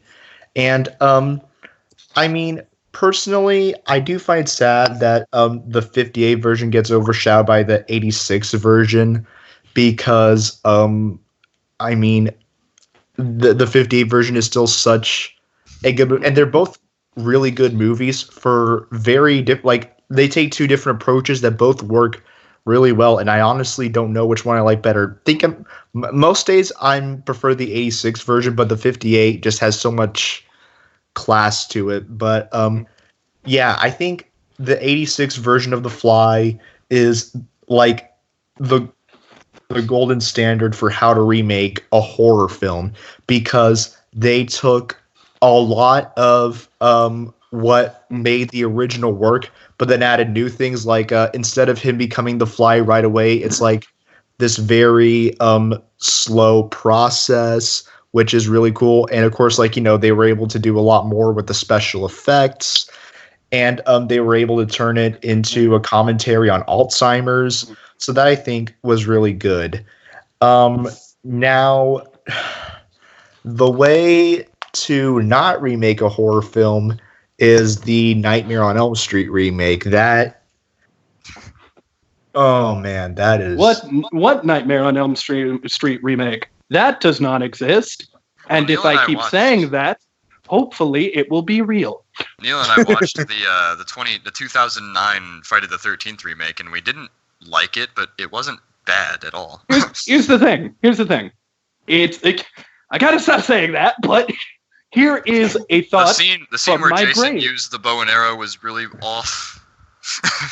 There was some good stuff in it, like really good stuff. Like I think that's probably the best Jason has looked besides Freddy versus Jason.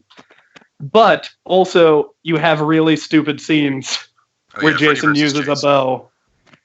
And Jason, is that the one where he used a hockey stick to kill somebody? He might have. He does it somewhere. Yeah. And also, Neil and I watched both the new It movies. The first one I loved. The second one I hated. And the original you refused to watch. I've seen enough of it to be like, this looks dumb. It is dumb. I'm not a fan. Here's the thing. I read the book, and the book was weird. When you were talking about it was weird.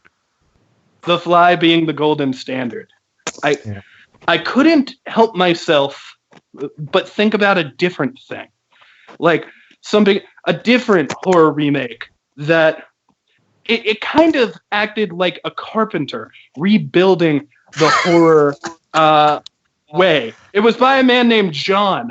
I just can't think of what it's called. This John Carpenter thing. John Carpenter's thing? You're talking about the golden standard of horror remakes, and you're not bringing up The Thing? Dude, this is one of this is one of the best movies you're ever gonna see. And it is gross. It is nasty. And it is scary. And it frightened me as a child, and still frightens me to this day. If you want a really, really, really scary horror remake that is better than the original, yeah, John, that Carpenter guy, has a thing for you. Yeah. and don't miss the original thing too, because even though John Carpenter does improve on the original in every which way, the original I think is still worth a look, because I think it's still, even though elements don't hold up, it's still a good watch. That's just me. Mm-hmm. Although, since we're talking about horror movie remakes, maybe we shouldn't necessarily talk about good or bad horror movie remakes. Maybe because the show is about us and our opinions.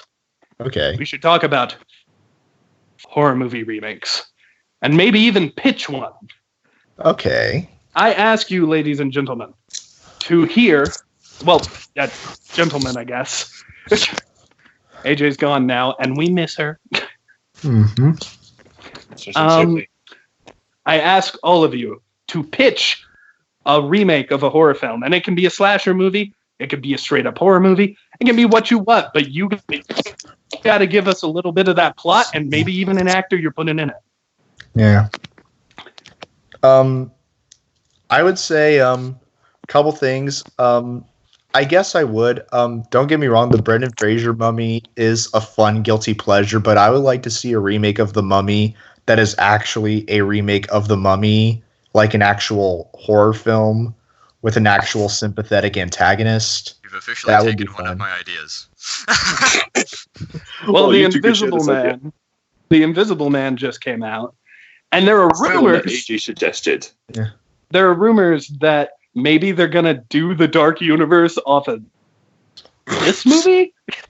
I don't know. We're just desperate to get that idea out there. Hey, Invisible Man, Dark I've been Universe is hearing, desperate in general. Yeah. but I've been hearing, I want to see it. ladies and gentlemen, I've been hearing that Invisible Man, believe it or not, is good. It I'm looks hoping So it's because good. of that, from the Hence the trailer. reason why AJ showed it. theoretically, this could start a Dark Universe. And honestly, as a fan of The Creature of the Black Lagoon, my main man, the Gill Man, Yeah. I want a Dark Universe, a good Dark Universe. And I think that if we could get a good Mummy and we could get a good Invisible Man and maybe even Phantom of the fucking Opera like they've been talking about, I get to swear because Callum sang. Maybe, just maybe. A Creature from the Black Lagoon remake would be really good. Agreed. But maybe, just maybe, we could get this Dark Universe. I hear an echo now. Someone has removed their mic or whatever. Who was it? I'll execute you. Did I fix it? Don't do it Yeah, again. you fixed it. You'll fix it. You fix it. Nah, today you don't die. I knew it was going to happen again. No, you live today. I still need you. Okay. For the sacrifice. Anyways, Sacrifice for next episode. yeah, no, I think Mummy would be a good idea, Will. Yeah. A good sacrifice. Also, Neil, you brought up Creature from the Black Lagoon. Technically, they already did like a modern day version of that with Doubt. the Shape of Doubt. Water. Doubt. Look, I know a lot of people like that movie, but I don't want to see The Creature of the Black Lagoon bang. That was not on my bucket list. You don't The see Shape of it. Water. You don't don't see see it, but it's there. I know it's there. You know it's there. We all know it's there. We all know what Guillermo del Toro has done. We all know that the Gobble Man has sabotaged this weird freaking thing. For those of you who don't know, in the game Death Stranding, Chris referred to Guillermo del Toro's character as, and I quote, a creepy fucking goblin. So because of that, we started calling him the Gobble Man. And we started talking about him eating babies and a bunch of other stuff. But There you go, make a movie it's even out of that. weirder because the Gobble Man makes movies about the Creature of the Black Lagoon getting it on. Who does that? Who wants Guillermo del that? Toro. And Guillermo then, del Toro, that's who. The Gobble And then Man. That's who. and then that movie wins the Academy Award for Best Picture. Because don't we're all worry, I'll make secretly- an even better version of 50 Shades of Grey, okay? What you have to realize, Will, is Gobble Man is a creed. Anyone can be a Gobble Man. All you have to do is eat a baby. And when you watch Shape of Water, subliminally, you are hypnotized into eating babies. You just don't know you're doing it. That's why I have not seen the movie, and I have not eaten a baby. Thank you. Excellent, Dr. Baby Eater. And that's the next Dark Universe movie. It's just about Guillermo del Toro. Pan's Labyrinth. But so another horror remake that I've been wanting for a while, and I think a good chunk of the fan base has been wanting this. Ladies and gentlemen, where is Mr. Voorhees? He's been gone for a while. He's been killed repeatedly. That might be why. Yeah, but he needs to come back in a remake, maybe a sequel. Honestly, I would love to see a sequel to Freddy vs. Jason, but I don't think we're going to do that. Yeah. I want to see Pennywise versus Jason. Bring Bill Skarsgård into it. Here's what I would want to see. I think it would be interesting to have maybe a Friday the 13th movie where I actually care about the teenagers and actually don't want Jason to kill them. I'd be interested in that. Yeah, we all know when we go into those movies, we don't really care about the characters. We just want to see some carnage. Yeah, but now I have a controversial opinion. Okay. This is sort of something I've wanted to see made, and I guess if I ever had the opportunity, I would personally make. I want to see a Friday the 13th movie where instead of just being the monster, Jason is the main character. And hear me out. If Joker can work, I think this idea can work. Oh. I think I know what you're getting at. Hear me out. We start off with him as a kid, and we show the scene of him drowning, and then we have a dream sequence. And then we see him when he's still alive. Because what a lot of people forget is before Jason becomes a zombie, he's still alive for a little bit of that. Mm-hmm. So we see him alive and have to deal with these nightmares of his mom demanding him to like get vengeance. And we have to see his internal struggle with this because he has the mind of a child. So we have to see this person with the mind of a child become a serial killer. And what is scarier than that? Yeah. Then we get to Tommy Jarvis being a main character, and we see Jason die and come back, and then we have to deal with that. We have to go through. I would like it if we could get just, I guess, not really an origin story, but a Jason-focused slasher movie, because I think it could work. Yeah, I think, and that's why this is my controversial Friday the 13th opinion, but part 2 is honestly one of my favorites in the entire franchise, because that, I think part 2 didn't entirely succeed, but they did try to do that. They actually tried to give Jason pathos, and they did talk about that, how Jason basically has the mind of a child in his obsession with his mother. I think if they were to expand on that idea and make it actually work this time, I think you're right, Neil. I think that could actually make for a pretty good movie. I think if we did this the right way, we could have a very sad story of this kid who looked different becoming this monster. Yeah. And I think it could work, but I also think no studio would also actually fund it. Yeah. Maybe an indie movie company. Because that's another thing. It's like even before before Jason drowned, he was picked on by like all the summer camp kids for looking different. In fact, the reason why he drowned was because the summer camp counselors didn't care enough to go save him. So like that. So they were banging. Exactly. So we could.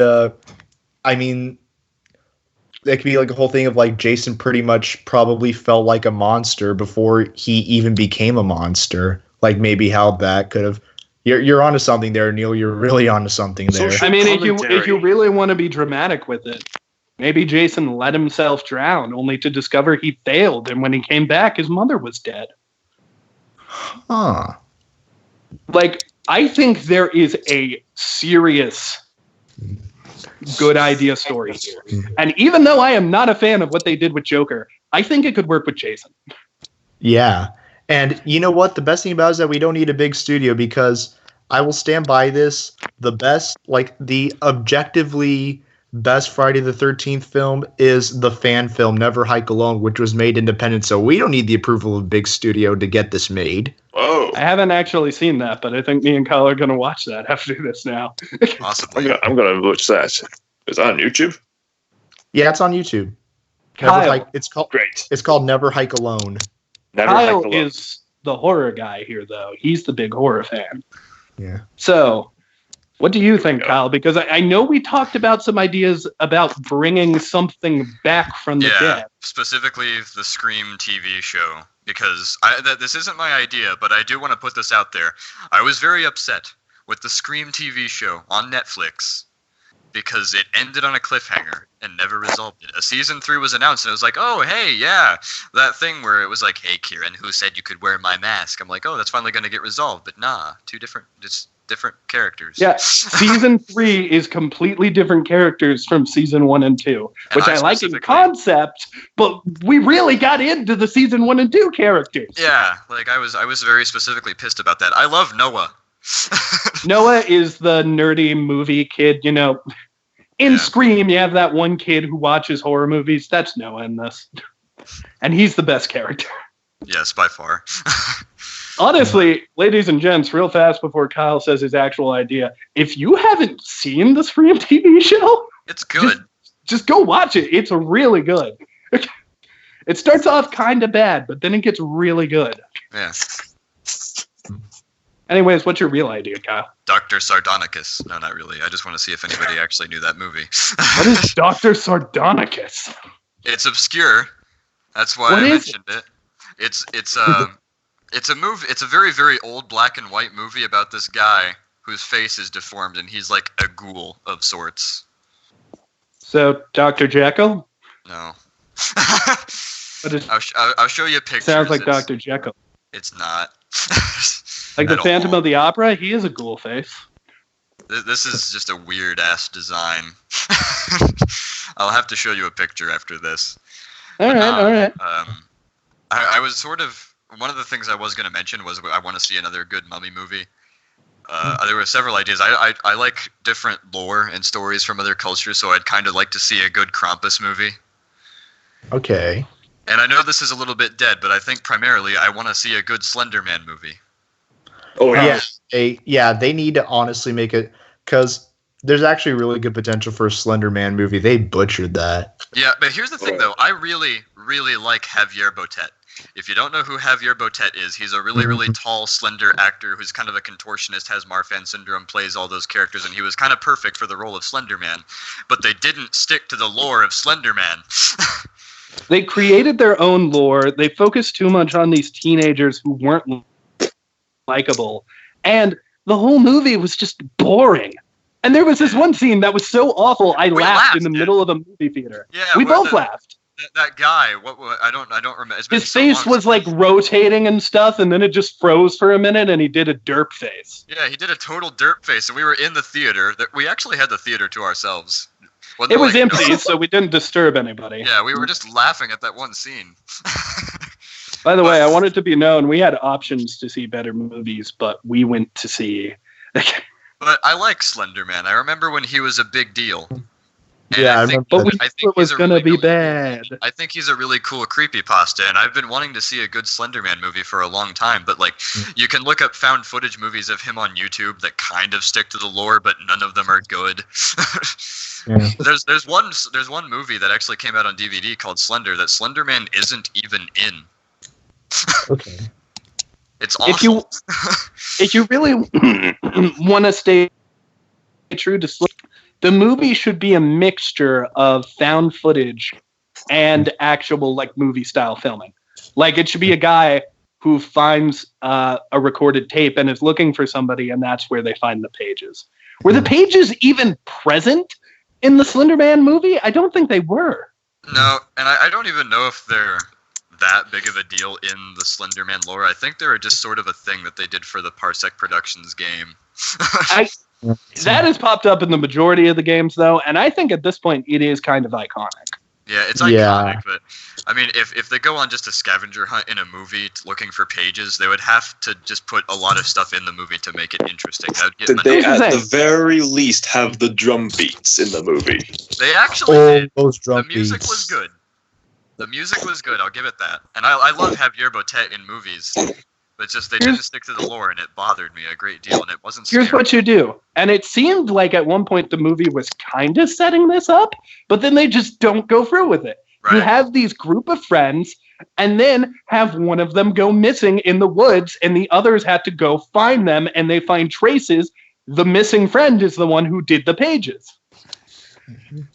And it's describing Slender Man. Just have it be about this person who went crazy in the woods thinking there was a Slender Man, and have the friends go try to find them. And Slender Man is supposed to have a psychological property where he makes people go crazy, and they kind of played around with that in that movie, but it wasn't executed well. Yeah. And then at the end, he turns someone into a tree. I mean, he does kind of shapeshift, and there are like pictures of him online where he kind of takes the shape of a tree to like stalk people. And No. He turns somebody else into a tree. Yeah, he did He that. grabs them, turns them into a tree. And also, I think we're ignoring the best edition of this movie. Ladies and gentlemen, Slender Man is summoned by a computer email app. Oh, God. That was the worst part of it for me. Yeah. I think it was like a chat group online that brought... No, it was a video. They tried to turn Slender Man into the ring. But they got the video from like somebody on a dark web chat group. Yeah. We could be summoning Slenderman right now then. Yeah.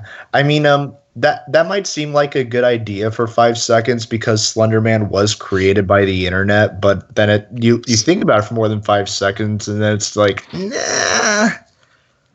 I'm just saying, and this will be my final thoughts, and then if Callum has any, we can do that and then go into the final topic for today.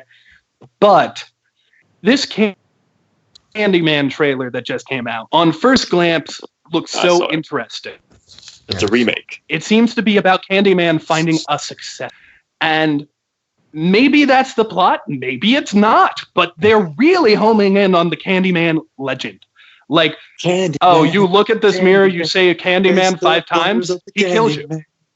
Yeah. It's just, if you're a fan of Candyman, I think you're going to be a fan of the show. And I think, really, that's what a remake needs to do. It needs to bring in the fans and make them feel comfortable. And Slender Man did not do that. Slender Man. Okay, comfortable with what they're changing. You know, like, for example, while Evil Dead was a good movie, you cut out Ash, man. You cut out a lot of the stuff. Like, Ash Williams is the main character of Evil Dead, and you do this remake without Ash Williams.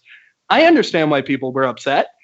Even though, I was about to say Ash Williams. Even though Evil Dead is a really good movie, the remake, and the original. Yeah. But Callum, do you have any thoughts before we go into the final topic? AJ... are you wanting to say something? Yeah.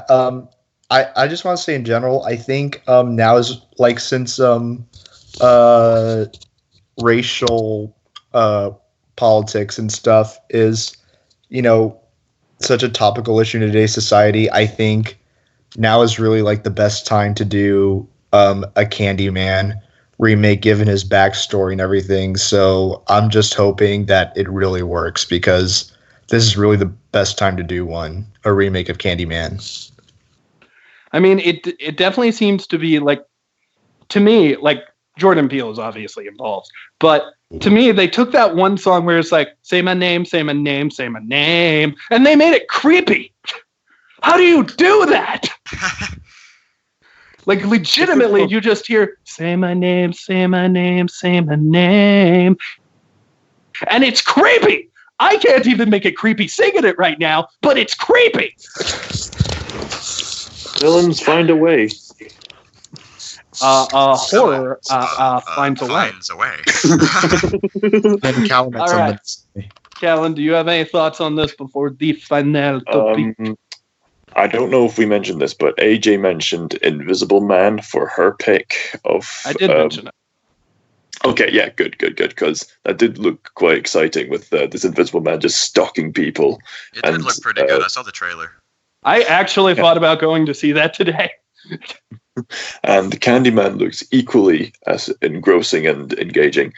My personal pick for a remake, though, if I were to remake anything, now, you're probably going to slap me in the face a little bit here, but I've got a different premise because you know how certain movies don't necessarily have to duplicate the original premise. They can play off the original premise and do something new. That's what Invisible is doing. Yeah. So here's my idea. The Blair Witch Project. And? Okay, so as far as I know, there have been about 2 or 3 Blair Witch projects so far. There's the original one, which was absolutely really fantastic, and it did not have to rely on any cheap jump scares or anything that's in your face. It's just all in the acting, all in the reinventing found footage, and just this really creepy atmosphere and this haunting tone. And the modern remake, you can say what you will about that, but there's a much more intense finale and equally great actors. They've recently made a video game of this investigator and his dog going I out the like the video game. I watched it when Markiplier played it. Bullet, the dog. He is a good boy. Yeah. Yeah. So my idea is that there's this conspiracy guy, this investigator. Before you continue, is it found footage? Kinda. It's from the perspective of the main character. Yeah. No, I'm asking Callum with his pitch. I know the video game is found footage. Right. Found footage. I suppose it kind of has to be. It could be in the style of this sort of documentary. This journalist is trying to make this documentary based on the people going missing in this particular part of the forest. But this is a smart man, you see.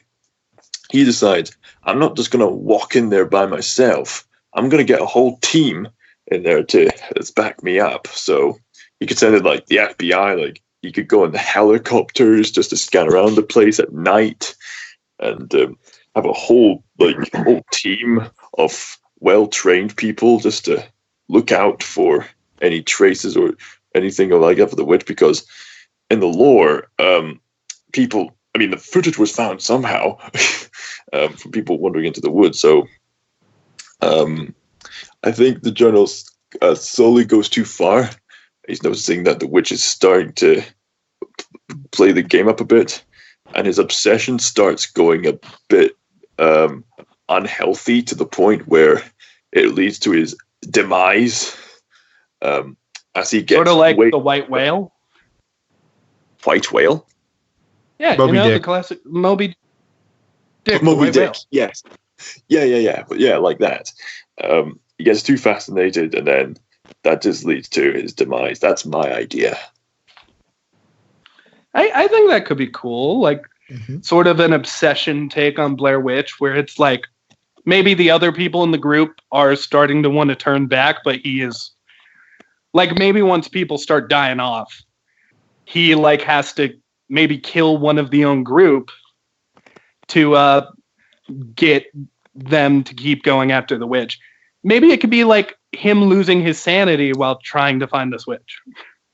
And it could end with him just looking crazy, like, I found you, and then drops the camera.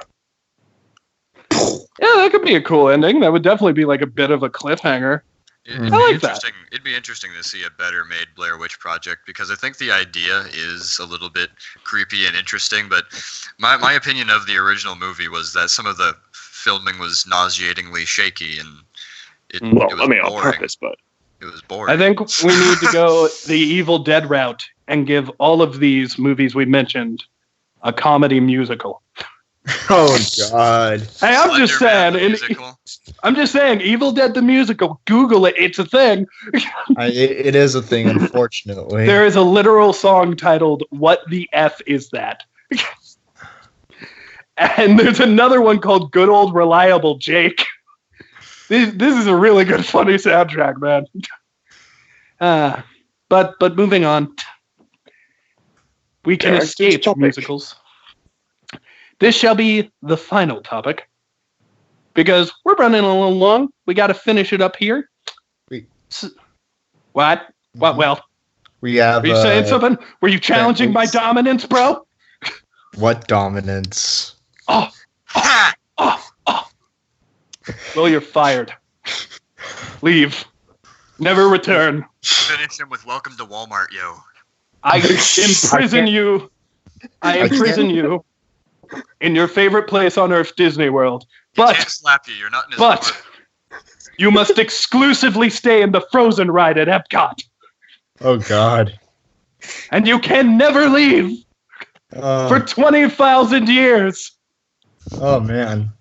And as for your sanity, Let it go. And once you die, we'll be putting your skeleton into the Pirates of the Caribbean because you'll be a dead man telling no tales. Okay, actually, thank you for that. Actually, you know what? Never mind. You're going back in Frozen. We'll just make it make sense in the plot. You'll be Elsa's dad. Oh, wow. Or the Duke of Weaselton after they got done with it. Whistleton. But, ladies and gentlemen, we must move on to our next topic.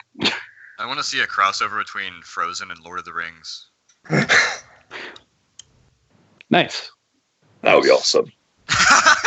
Speaking of Lord of the Rings, a very successful movie franchise based on a book, our next topic is what book that maybe currently doesn't have one, or maybe doesn't have one that was done well, should get a show or a movie. And this was submitted by Chris, the director, so it's a very special topic.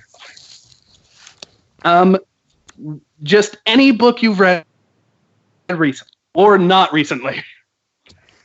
And you have to pitch your idea because Call of the Wild, of course, is in theaters right now. And of course, some of our best movies were based on books. Harry Potter, Lord of the Rings. Others. To Kill a Mockingbird. Every single Marvel movie. Those are... See, the problem with me in this topic is I read a lot of Stephen King books, and there's a lot of Stephen King movies. Now you see, Chris just sent a message saying, a book or book series that needs a movie or show but doesn't have one yet. The reason I didn't say that, Chris, is because I am going to talk about one that has one, but needs a good one. Right, here's a question. Is there a Fahrenheit 451 movie? I think there is. There's two. I love that book. There's two. One with Michael B. Jordan. Accurate. Yeah. I can show you something later about that, which is that book reviewer I like, the Dom. He reviewed both of those. But I read Fahrenheit 451, and I was like, where was Ray Bradbury's crystal ball when he predicted social media? But for me, my pick, and you guys can think of yours as you wait. Ladies and gentlemen, Chris, of course, wants us to do a new one, but I would argue we need to do an accurate one. We need to do a better one. Bring back Percy fucking Jackson. I still get to swear because Callum sang twice. Aren't they doing that? Please. They're not doing that to my knowledge. I thought it was announced. If they are doing it, I'm very happy. But let me tell you right now, Neil Burris doesn't read a lot of books. I'm a dumb bitch. I went over the swear. Callum, you get to sing one more song before the episode ends. Anyway. You just wasted it. There you go. But I have read all of the Percy Jackson books. All of them. And I gotta say, sweet mother of God, did we miss out. When they made this movie, there was so much more, dude. Kronos is, of course, in the second one, but Kronos is supposed to be in throughout. Kronos is the main villain. Also, there is a whole nother book series now. In fact, there are several book series about the heroes of Olympus, and they do stuff with Asgard. They do stuff with the Egyptian gods. They're doing all these cool things, and it's so awesome. Not even kidding. Rick Riordan has a novelized universe. And Percy Jackson could have been that just as Marvel was getting big. If the Percy Jackson movies would have been good, they could be rivaling Marvel right now, but you done screwed up, and now you got to try again. I'm talking you do book accurate stuff. You make Tyson look good. Tyson the Cyclops. You make him look good. You go in, you bring Percy, and you make him a kid like he's supposed to be. You keep the secret of him not knowing he's Poseidon's son at first. You have all of these reveals, and it gets so interesting towards the end. Slight spoiler for the Percy Jackson novels. 3, 2, 1. They start doing shit with Hades. They start doing stuff with all the gods, and it's so cool. I think that there's a lot. Kratos is not in it. I know. I just like boy. It would be a very, very different show if Kratos was there, boy. just I just gotta killing say- Percy's parents. I love how sympathetic Kratos is in the PS4 version of God of War, when in all the other games he's pretty much just a raid roid idiot going, "I will have my revenge." In other words, he's I in, guess he's taking a break from that. Kyle, did you just bring video games into a movie and TV show and sometimes musicals and sometimes books and sometimes theme parks discussion? Video games are just movies that you interact with. How dare you talk about video games here? Don't look back to when we were talking about Sonic earlier. Chris has just commentated "Dad of Boy." Or Boy. Boy. Dad of or Boy. you know what, they could do a film adaptation of the Percy Jackson stage musical. Oh boy. I mean, I don't hate the Percy Jackson stage musical. I do believe it's still off Broadway. It's got some good songs in It's it. on Broadway. It's on Broadway. Boy. now. It is on Broadway now. Okay. Yeah. Well, Good Kid is very catchy. Mhm. And I even have Good Kid on my freaking soundtrack. But You betcha, boy. I think we should just go for the books, because this could have rivaled Harry Potter and Marvel, and that opportunity was wasted. The Percy Jackson world is so cool and so interesting. And with Red Pyramid and friggin' Travis Chase, I think his name is Travis Chase, I might be getting that wrong. We could have had that, but with mythology and shit, and it could have been so cool. And I keep swearing, I'm sorry. Callum, you did this! You swore, and you're a bad influence, Dad! You did this in the last episode. You brought this on yourself. You did this! You've changed You did me! this. You did You did this! this to yourself. You did this to You yourself. did this! You I did this to brainwashed you yourself. with that cat's ass earlier. We just start singing that one song from Into the Woods. Well, it isn't that fault that you gave me those beans. Yeah, exactly. You persuaded me to trade my cow for beans. Hashtag no one is alone. So it's your fault. Yeah. All But do right. we have other opinions? What do you guys think should be turned? I Another have problem. I have a couple. First one, I'm gonna stick to Chris's rule of not having had an official movie adaptation. Well, this one will have to be a show. Are any of you familiar with the Warriors series, Warrior Cats? I don't have know. heard so much about this, and yet know absolutely nothing. Okay, this would work best as an animated series, and not like the photorealistic, not like the Cats musical. Good God, no, and not even like the photorealistic Lion King movie, because I want these characters to actually emote. But an actual animated series, basically, it's about a bunch of cats who live in the forest, and like they all have divided themselves into these different clans, and there's like a lot of politics going on, a lot of battles, a lot of intrigue.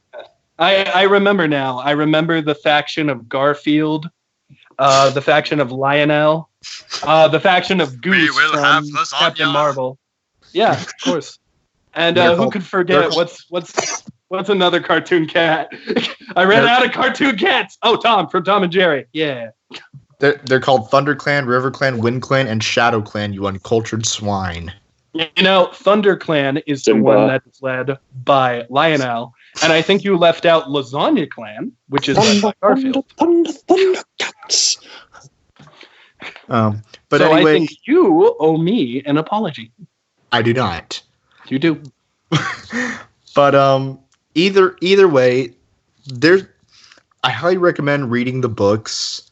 If you don't, there's so much potential. There's a lot for adults as well as for kids. Like, kids can enjoy all these cats and the fighting and stuff. Whereas Because there's nothing kids love more than to watch animals fight. If Pokemon is not a yeah, and characters actually die in this show. It's like it's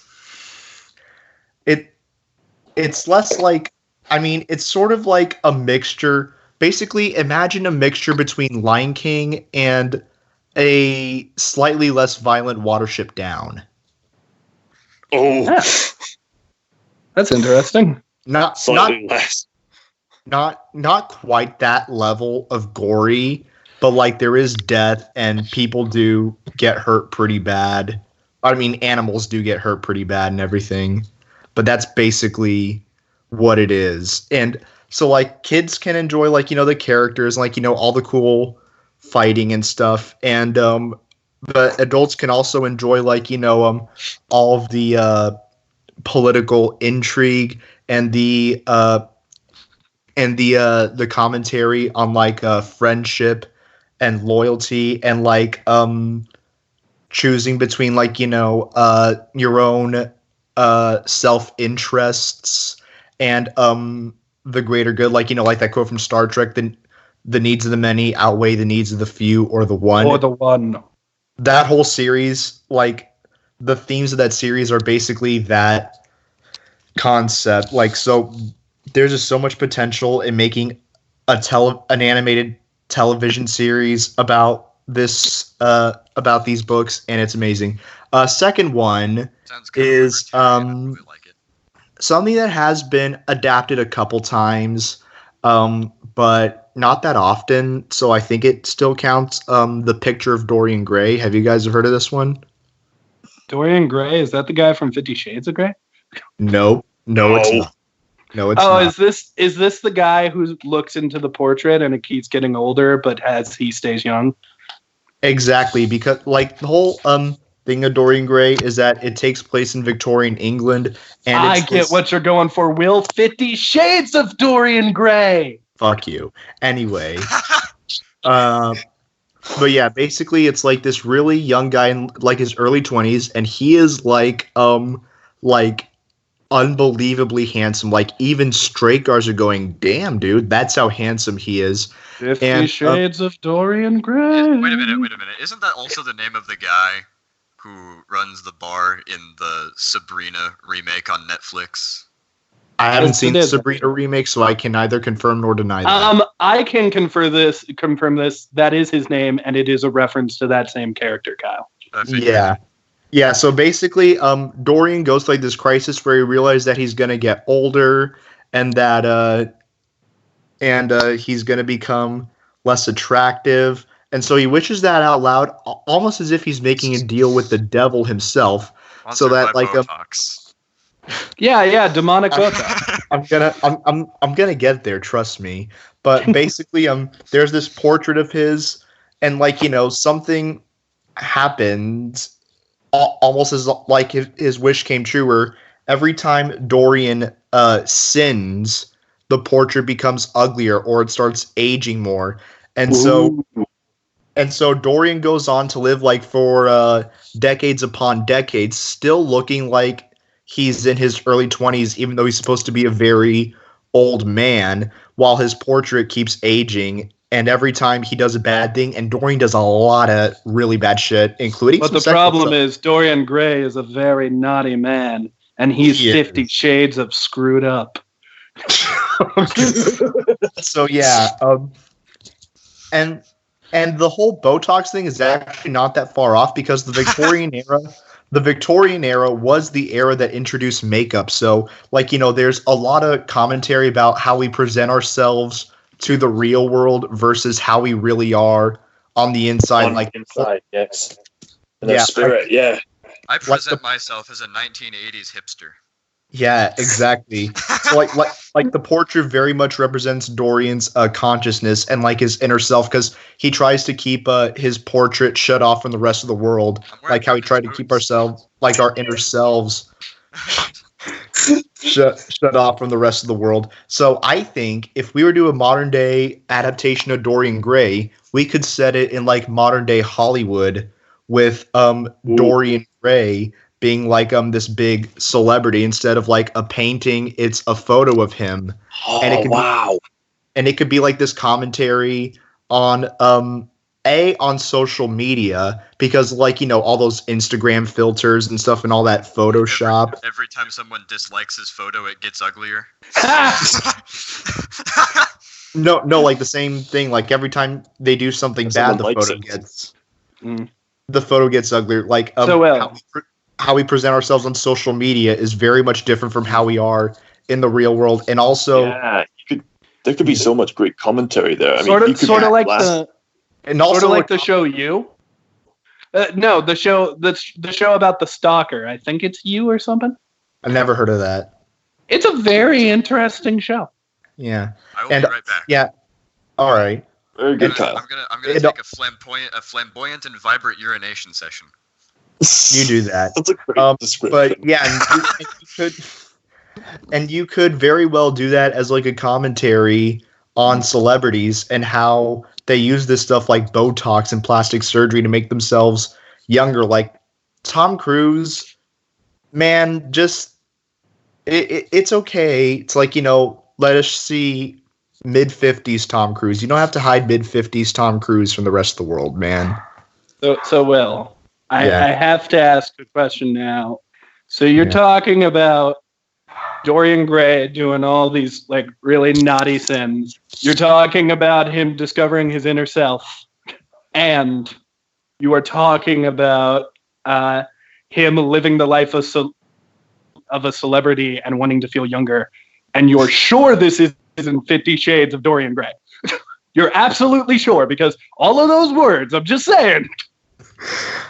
Well, I mean, sex is definitely a big part of that, because, they could be doing like a sexual sin and everything, but not 50 Shades of Grey style. Hell no. I'm just saying, I would find it really interesting, just based on everything you were saying, if we got this like really like, look, you look good in Morbius. You're probably a good man in real life, but I'm gonna have to shit on you for a second. If we got this Jared Leto type character who is kind of Suicide Squad method actor Jared Leto, who's kind of full of himself but thinks he's the shit, and I think it would be really interesting if we could find that, attach it to this evil curse, and just see how it affects his day-to-day and shapes his interactions with people. Yeah, there could be some great stuff. Like he could be committing like sexual sins, he could be blaspheming, he could be stealing certain things here and there, he could be doing some really bad stuff in the photo. He could be sending rats to his co-workers and used condoms. But who would do that? Yeah. Callum, Kyle, you guys got anything? Well, Kyle is still urinating, I believe. No, I'm not. No, he came back. I mean, I hope not. You better check. Pans up to see Kyle peeing on the camera. Oh shit, I am. Oh no! Protect the cat! I did have fun while I was gone, and now I want more coffee. Okay, but Callum, do you guys got any books or? Yeah, Callum, do you have an idea for this? And we are reaching the end of the show, so I guess we will end on Kyle. I mean, but sort of make it strong but subtle. I don't really have, because I mentioned Fahrenheit 451, but I tend to read a lot of books that are like psychological or philosophical nonfiction. I don't think we could make a movie out of Seth Stevens Davidowitz. Everybody Lies. Well, why not? Because I mean, it would be an informational documentary about big data. Well, why can't you? There wouldn't be much of a plot. Okay, Callum, you want to go? Okay, I have several options. First of all, where's the Tintin sequel? Secondly, I would love to see more adaptations of the Narnia books. Okay. I agree, but... Well, ain't that a loaded sentence? I agree, but... I agree, but... It's been so long at this point. I think you kind of need to go reboot, especially because when they did the Narnia movies, they did them out of order. Hang on. Actually, it is actually possible because there's stories like The Horse and His Boy, which is set during the reign of the Pevensey children. So now that the Pevensey children have grown up, this could actually work. So it's still possible. not to mention the magician's nephew. It doesn't have the children in it, yet it's an origin story. Magician's the Genesis, nephew would be a prequel because it's about the doctor, the guy who shows them the wardrobe.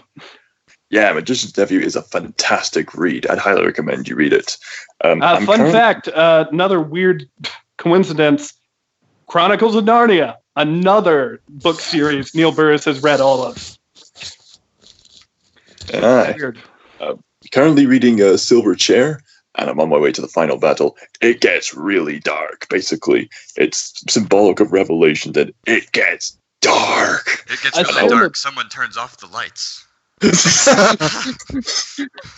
Assumably, if we were to get another Narnia movie with the layout of the three we already have, it would be about Eustace, and it would be Silverchair. It's getting dark on Callum's screen. We're going to get demonetized. Because the last one we got was Dawn Shredder, if I recall. Which I barely remember because I was bored throughout that movie. The movie isn't as good as the book. And Isn't that often the case? Well, yeah, but Harry Potter was close enough. Although I do think Harry Potter should be remade with more shit, but there are plenty of that were good enough. Unless we can resurrect Alan Rickman. No. Alan Rickman was a very good Snape. He was Snape. Although, Kyle, maybe we could do the reverse of this, because I know there is a movie that's based on a book that a lot of people want to see get remade, but you don't. And it involves Alan Rickman. It's a guide of some type for hitchhikers in this galaxy. I have an idea, but you won't like it. I thought it was a funny movie. It was a funny movie, but the books, first of all, there's a lot of books. Second of all, there's an audio drama. Third of all, they're better. It's just the movie isn't as good as these other materials. And while the movie is fine, he made me watch it, and I very much like the dolphin song. Yes. So long, and thanks for all the fish. So sad it had to come to this. But I think Hitchhiker's Guide to the Galaxy could be you gotta bring that back, because it was such a wasted opportunity. Alan Rickman as that robot was perfect. I think Alan Rickman as that robot was a very good choice, but there are other actors who can play depressed. I got your arm. How considerate. I do think Martin Freeman was a perfect choice for the main character. That is pitch perfect casting. Anyway, can I just say one last thing? I need to bounce out real quick. We're about to end. Wait, and Callum actually need to talk to you about something after the show, so... Well, we're about to finish up. I believe we all said our ideas, right? Yeah. Everything Go ahead, Callum. Samurai Jack is getting a new game! Yeah, baby! Yeah! Okay, carry on. People are bringing up video games in our movie and TV show podcast. They're just interactive movies, Neil. I'm trying to not beat up Kyle. Unleash the video games. I'm not going to do it, Kyle. Not going to do it. Okay. It's Sonic the Hedgehog. What did you expect? Are we gonna close do out? Our outro. Video game. I'm coming downstairs. Oh, ready for him. Okay. I knew this would come, and I prepared. Go ahead, Will. Tell us where we can find you at. Okay, you can find me on Stardust at Darth Potter 7. You can find me on YouTube at WJS Productions, and you can find me on Letterboxd at Darth Potter 7, and you can find me on Bumble. So again, if you're a single woman living in the Tampa Bay area, hit me up. Callum, where can we find you at? Find me on Stardust, find me on YouTube, find me on Pinterest, find me in Scotland, find me in Europe, find me in the world, find me on the planet Earth, in the universe, and... Kyle, where can we find you at, real quick? Hold on. Just let me sharpen this for a minute. Okay, so before my imminent demise... Yeah? Oh. Go ahead. Say where they can find you. You can find me on the Kyler Show on YouTube. If you go to the About section, you can also find my Facebook page, The Kyler Show, where I share lost episodes. And I also have a personal blog called Vicious Cycle of Positivity, also linked on my YouTube channel. You can also find him pointing at the nearest trash can. Well, bye, Kyle. Oh no! What did?